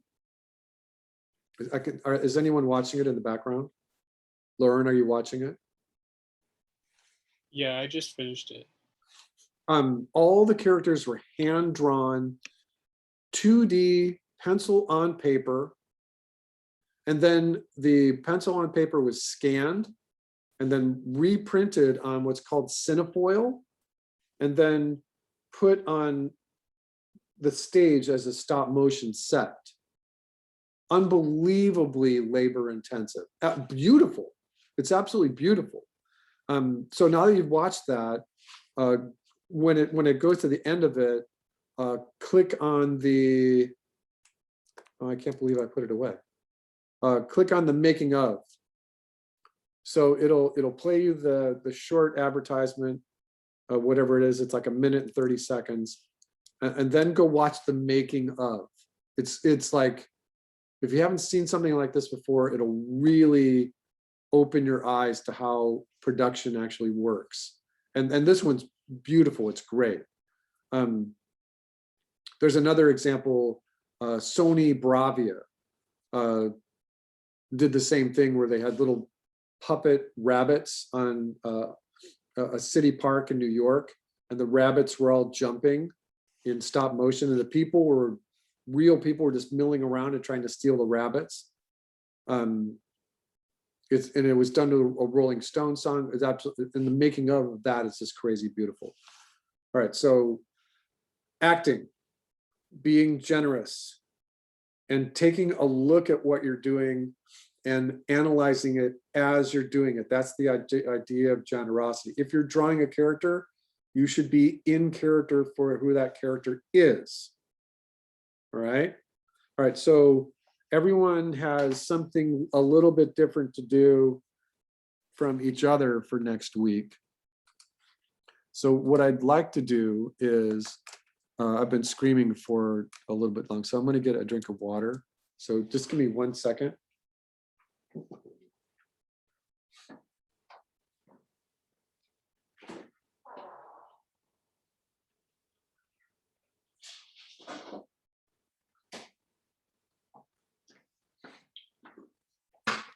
All right.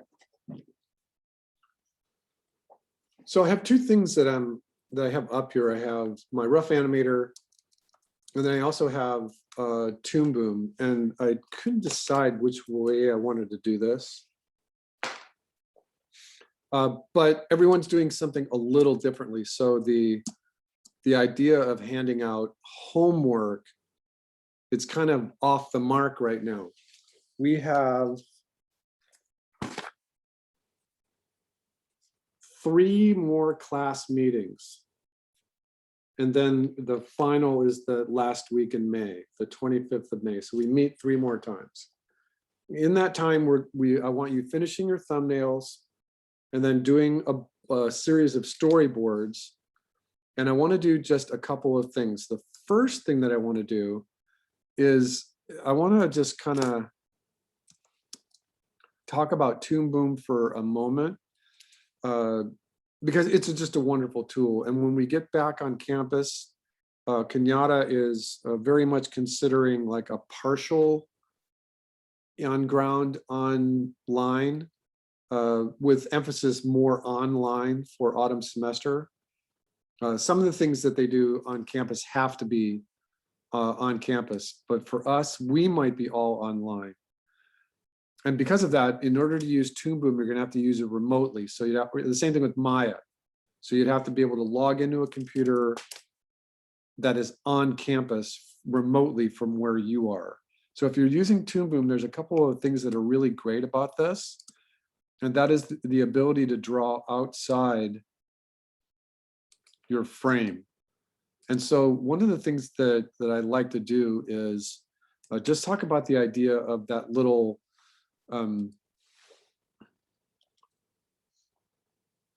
thumbnail thing that we were doing. And so as an exercise, what might be really helpful for all of you, and remember this multicolor wheel mode is like a game changer. And you get to it by right-clicking inside your color view and saying that you want it to be in the swatch mode, and then the names go on top of the colors, but in order to edit the color, you have to double click on the edge, and then it takes you to this color picker, and then you click on multi-wheel mode. It's just, this is brilliant. This is a game changer for the whole world. All right, and there's options in there, but what I wanted to do is talk about this being a thumbnail. So even though this stage is 1920 by 1080, you can zoom way out and you can do like a little thumbnail over here. You could draw a little map and you say, well, let's do an exterior shot, where we have a tree and a little brook, a little river, a little puddle or something, and then there's another tree here. And this is just the architectural view. And so you have a park bench. Maybe there's a couple of smaller bushes over here, this kind of thing. And then in the background, there could be a cityscape, right? So we're like at a city park. In the foreground, there might be a little tree like right here. So what I'm looking at then is the camera view here and the 180 degree here.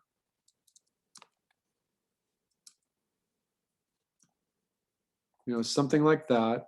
So the camera's pointed that way. So that what we can do now is use this big stage as a thumbnail. And then just get the idea of practicing. And so with the idea of practicing, we're just going to say, all right, what's the thing that this camera sees first? It sees this little tree first, and then the bench with the tree, and then the little river, then the other trees, and then the city in the background. Draw what's up front first, but always focal points, center, action safe, corners. I'm just saying it, I'm not actually drawing it. Horizon. So let's just pick our horizon to be somewhere under the first cinematic third. We're going to stay either 1 point perspective,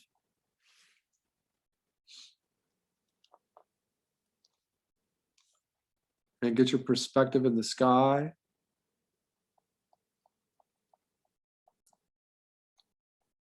Just really quickly. All right, and then go back to a new color. That is your, now you're going to do your rough.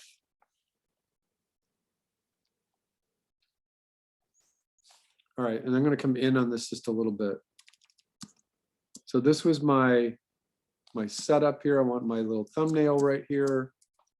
So what does it say? This tree right here might be so far into the foreground that all I see is like the trunk, and then the leaves of the tree are really high up in the air.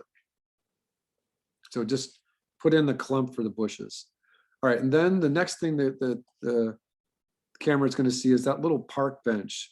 So interrupt the horizon and just draw your little park bench. Again, this is just a thumbnail. And then the next thing it sees is that little brook. So start on the horizon, get that little brook. It's a little wider as it comes up in a camera. Then this tree, which is a big tree. So all we might see here is the trunk of that tree and the roots, you know, and you could draw in the clumps for that tree too. And the near tree might overlap it a little bit, you know, something like this. So there might be something going on where you see more detail in these leaves of the tree and this leaves of the tree. All right, then this tree in the background, midground here, might be just a maple tree. And then these are bushes. And then the background is a cityscape. And so study that cityscape. You know, you've got negative space here. And what you're looking at then is that this might be all cityscape over here, or not. Maybe there's like a building, and maybe there's a telephone pole. And then it kind of deteriorates into nothing so that you can see the background a little bit. And then there's buildings here. So just pick like a little cityscape. Watch your tangents. Just kind of suggest that it's a cityscape, and now it becomes more of a house. All right, and so when you're doing this, I think that you're establishing really good camera, you're establishing good cinema. This is an outdoor shot. All right, so the next thing I wanted to do is just jump over here for a moment, and I wanted to look at my storyboard board. And did I put it in here? Yes, this is what I'm looking at right here. So there's one thing that I wanted to just impress upon you, that we talk about things that are tangential. And in this example here, if I drew this clump of leaves for the near tree, and this line for the tree that was in the background, that's a tangent. They're right on top of each other. If two circles are touching each other, that's a tangent. If you have two lines that intersect like this is a tangent. But in this example, it explains it even more. A closed corner can be a tangent. A half a shape can be a tangent. A shape that is touching the edge of the screen can be a tangent. This is the one I just drew for you, where two things are touching each other. Here's another one where we don't see the away edge of the barn because a tree is covering it up. This is on the board that I introduced you all to. This is interesting because there are two distinct shapes that are very similar to each other. And so that's a form of tangent. This is a stolen edge where the roof of that barn that is white is tangential to the darker gray background, a tangent, completely tangent. I'm not quite sure, but that this is the good example of just stuff growing out of the shape that you're trying to draw. And then this is the opposite, where you've got shapes that aren't following the rules of atmospheric perspective. And so the trees are gone. They're obliterated because the background is too dark. So this is a really great thing. And once you click on this, it's going to give you a whole bunch of other references for avoiding tangents. All right. So again, we're making this jump right here. All right. So now again, what I'm going to do is an undersea. So now we're going underwater. And again, I think that this is really good just as an exercise where you say, maybe I want a stone. Maybe I want like a ridge of coral. Maybe I want a bigger stone. Maybe I want some algae. Maybe I want like a couple of ridges where this is tall and getting more below sea level as I go away this way. And so there's a starfish, the big starfish right there. There's fish. We could indicate just like this. Maybe there's a big shark. All right, and then what do you want in the background? There could be a sunken ship down here. So the ship is just like this. All right, so that's my little thumbnail for what this shot would become here. And again, we're just drawing a thumbnail. Again, that we take the thumbnail now that we've got the lock in on the perspective, then we know what to do with it. So the same rules apply for underwater.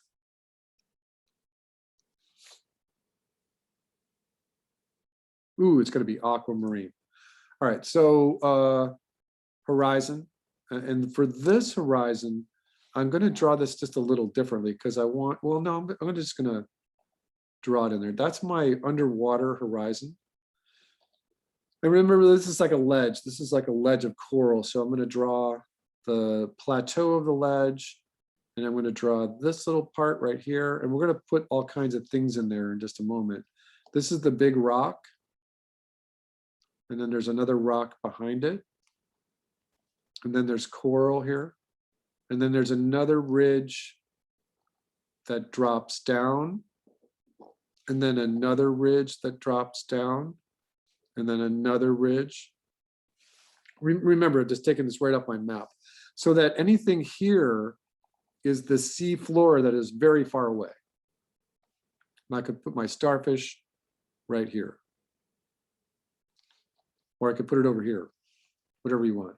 So then my sunken ship, I can be in silhouette, right?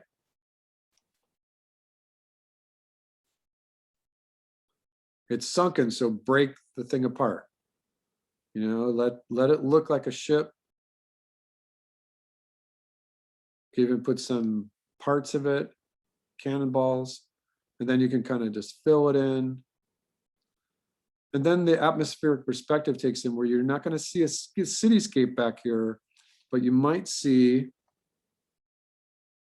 another underwater plateau. And again, you don't want to interrupt the ship so much there. So this is really far away right here. And then as we get further away, we see less and less definition. All right, so then we can draw our coral.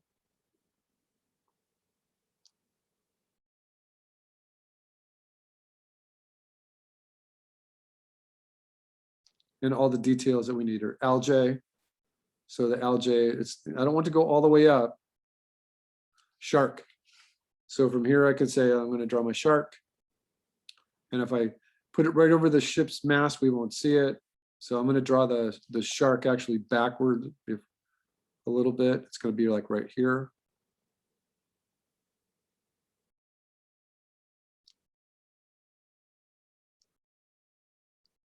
And then there can be fish that are up close.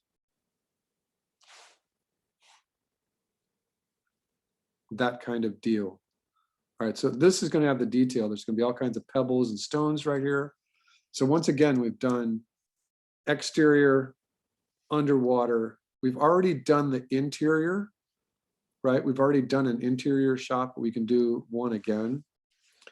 And so they can be the same kind of challenge, if you will, but it's really the same process. So right here, we're going to just draw a box.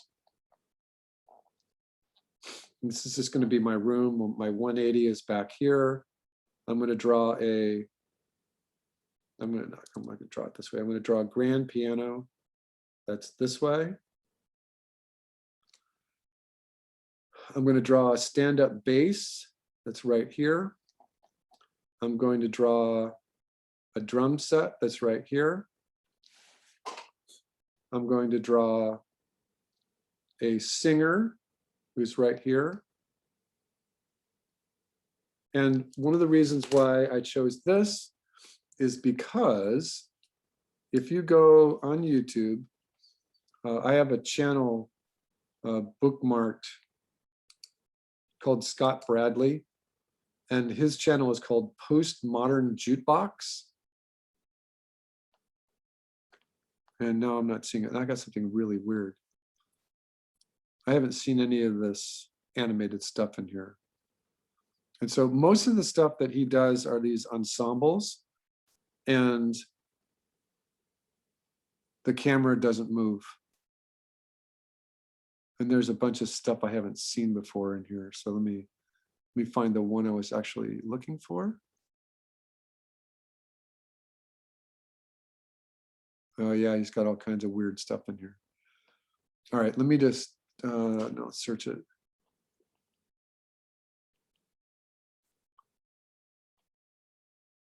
Huh, weird. All right, let me.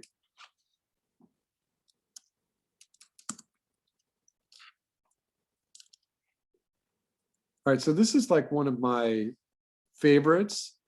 This Haley Reinhart singing Radiohead's Creep. It's just unbelievably great.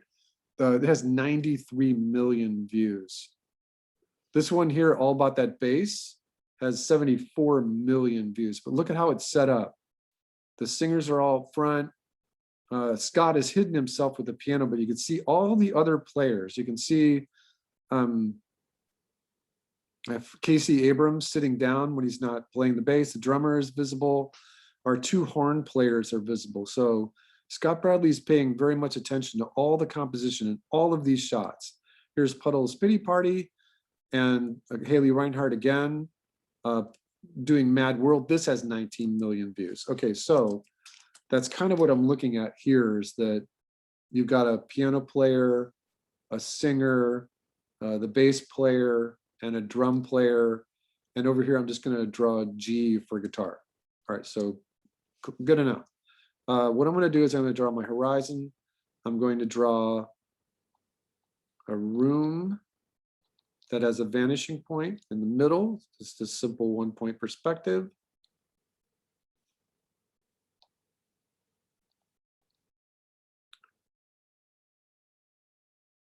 All right, what does my camera see? The singer first. So in camera, head, line of action, microphone. Okay, there's a bass player. We have just enough room to draw the bass player here. I'm just going to draw an oval and then make it a 3-dimensional oval. And then when I cut away and give that bass, that quintessential bass look. And then the bass player is going to play it. Head, line of action, left hand playing the strings, right hand playing the strings. Can't see his feet. Drummer. So a study in ovals. I got my drummer sitting down. So his line of action goes into the stool, and he's got cymbals and stuff in front of him. There's a guitarist. So now I don't have enough room here, but that's okay. I'm just going to place him, her, head, line of action, body, guitar. So right-handed, just draw an oval, straight line. Hand goes up to the fretboard. This hand plays the strings. And all of a sudden you realize that you've got a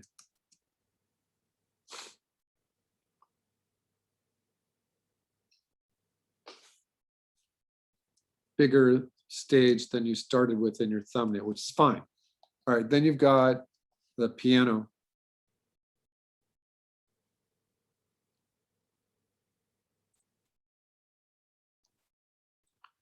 And your piano player.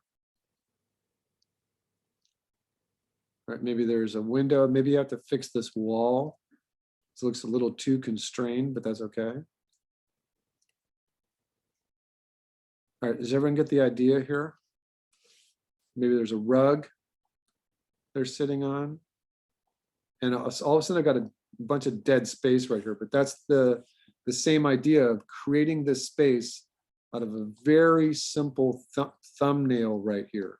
So we've done exterior, underwater, interior. And there was one more, I forget, exterior. Oh, forest. So what this exercise is just exterior, like a cityscape. This one is, oops, sorry. This one is underwater. And then this one is interior. And then the fourth one is forest. And so just same thing again, just whatever you're drawing. So think about this tree, there's trees all over the place in the forest. There's a little walking path. Maybe this one has a bridge, a little series of steps. There's stuff all over the place. If you need to, remember to do this. Switch it to image and get something in your mind, something that you like. You know, all these trees don't have any plumage on them, right? They're all just trunks. So that's one thing to consider when you're doing like a forest scene, is even if your camera is in a medium wide shot, all you see is trunks. So the detail is going to be in the bushes and shrubs and characters that you draw. It's all, you know, I just put in forest and I'm not getting any, you know, this is interesting here where you've got a lake.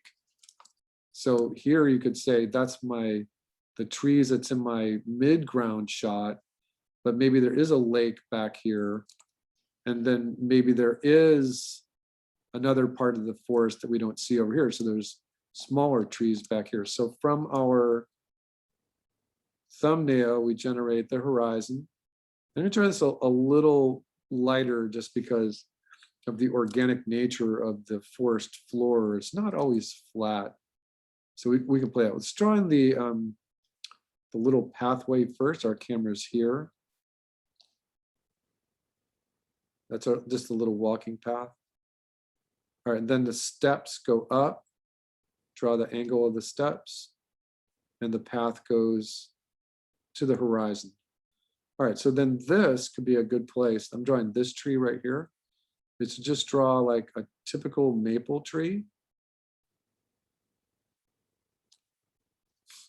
And then widen out this little pathway. There's a tree here, but it's so big that all we see is the trunk and the bottom part of the branches.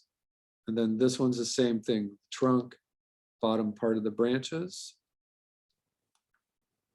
And then there, let's take a look at our example. We can put in another tree here that's more deciduous or evergreen.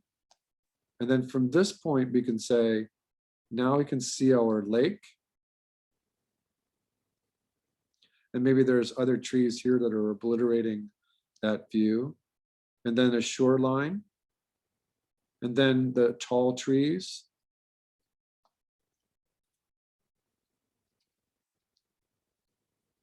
And the tops of those trees. Remembering that the details belong to the things that are in the foreground. All this stuff here.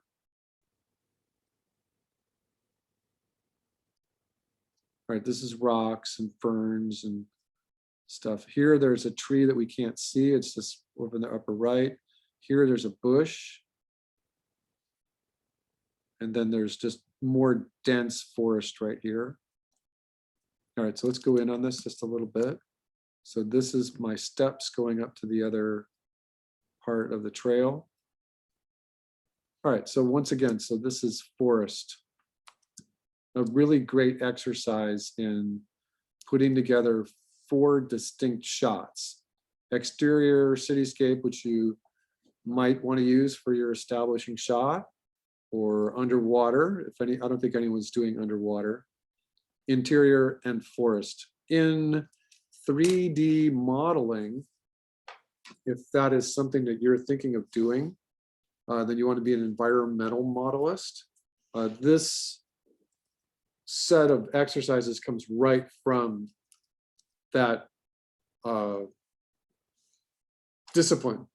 If you're going to be an environmental modelist, then you need to do exterior, underwater, interior, and forest.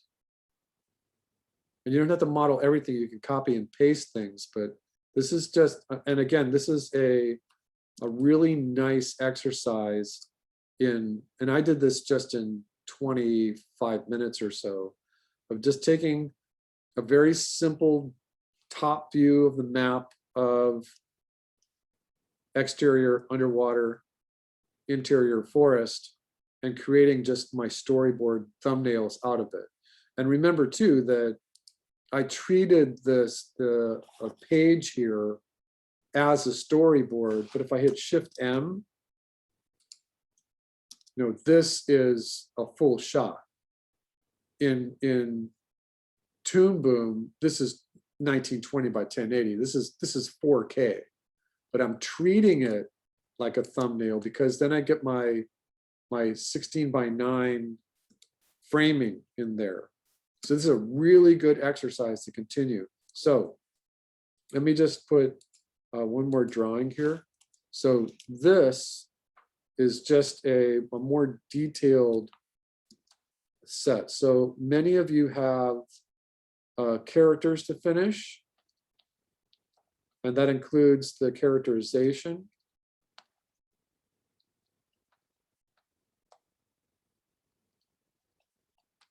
Names, who they are, all of that, likes, dislikes, positive and negative traits, all of that.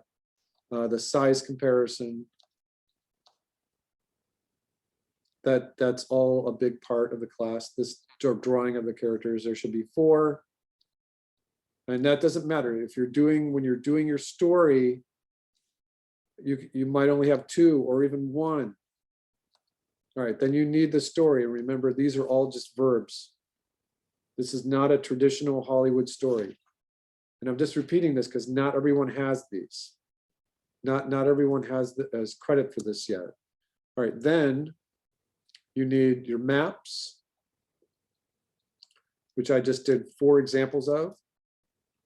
And then from the maps, your thumbnails. Remembering that Some of you got ahead a little bit because we're going to do final boards starting next week. But I need this so that we can get to this.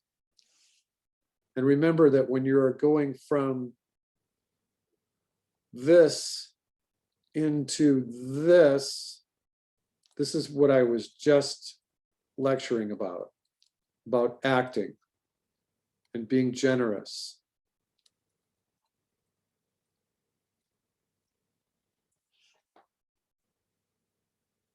Making this jump from written words into thumbnails is not easy. Some of you are getting it, I could see it, but I need this from everybody next week. Not all of you are done with your characters. Also, some of you have late work that you have to catch up on. And remember, I'll give you as much partial credit as I can for it. We're still in the tail end of the pandemic. You know, I'm going to be generous myself with the late work and grades, but I need to see 4 characters, which includes the turn, which is just front, 3/4, and side. As much characterization as you can get in there. Size comp is always good. Your story. And every shot that you need has a map. Every shot that you do needs a map. Every single one. And there's a corollary here that when you get really good at drawing, you can kind of forget about the line of action. And when you get really good at doing thumbnails, you can forget about the map. Not every storyboard artist has to use the map in order to get to the thumbnails, in order to get to the final boards.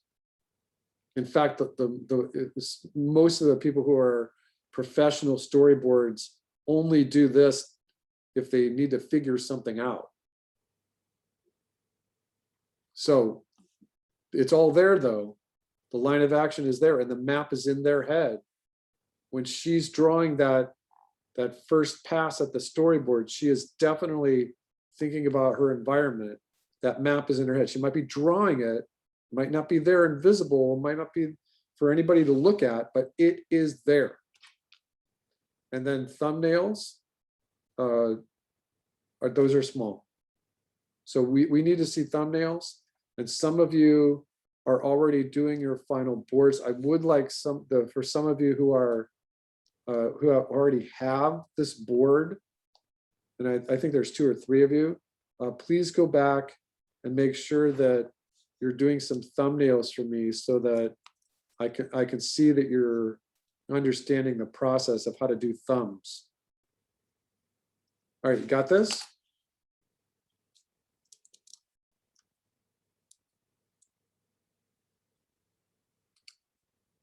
All right, I open for questions for just a few minutes. So we're getting into boards now. And let me just remind you of one other thing. I know that there are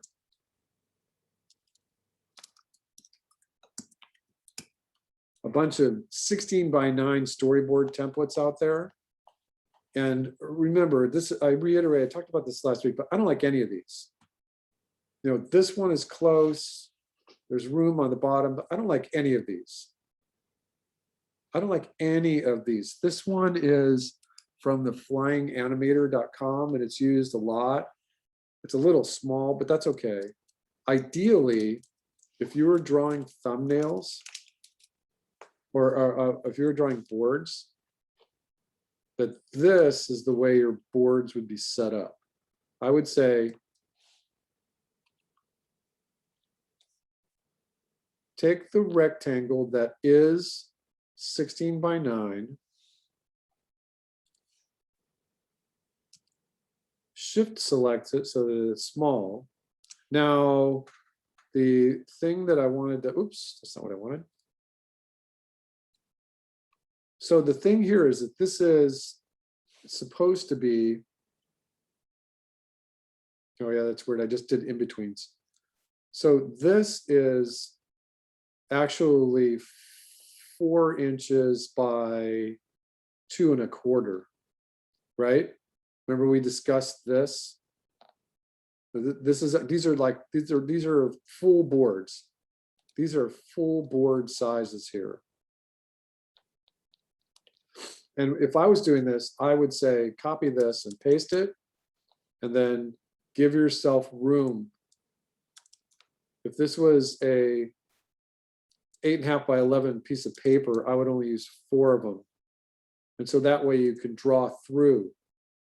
And if you needed to, if you're making your own template and you wanted to do a camera move, you could squeeze 2 of them together or in half like we did last week. Remember that? But if I was making myself a template, I would give myself lots of room to draw around all the edges. So if you're doing this for me in Toon Boom or even in Rough Animator, you could do that same thing where you're just using 4 panels per page. I want to see lots of room here. And when we go into next week, remember, I'm going to be asking you for all of the things that we talked about. This is the panel number. This is the shot number. This is dialogue. This is your slug. And so starting next week, I'm going to be asking you for all of that. So panel 01, 02, 03, 04. This is the title card. So the title card is not shot 1 unless it's animated. And so this starts shot 1. And then this is continuing. So panel 3 is a continuing of shot 1. Panel 4 is a continuation of shot 1. And now you can see that as you're doing the slugs and the screen direction, you need all this area. You need all of this. In these examples here, this one's good for the top and bottom, but not left and right. This is the best one that's out there. But I would prefer that if you just did it on your own. All right, you got this? And some storyboard artists like even more space than this. Some story artists like a lot of space around their board panels because they can put notes and they can do mini thumbnails that mean here, mini thumbnails for every shot, that kind of thing. So the more room around your panels, the better.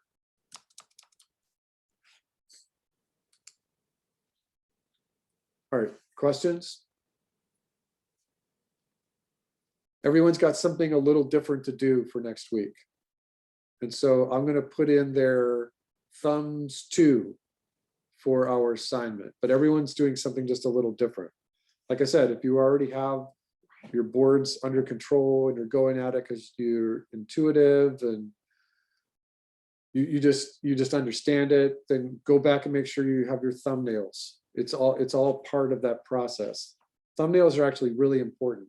As a storyboard artist, if you're given a script for a 30-minute film, you should be able to do all the thumbnails for it in just a couple hours.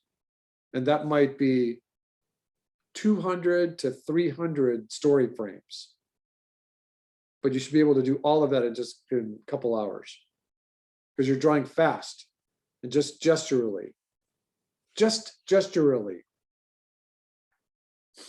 All right, I will see you all next week. Use my Yahoo if you have any questions up until then. The recording of this will be up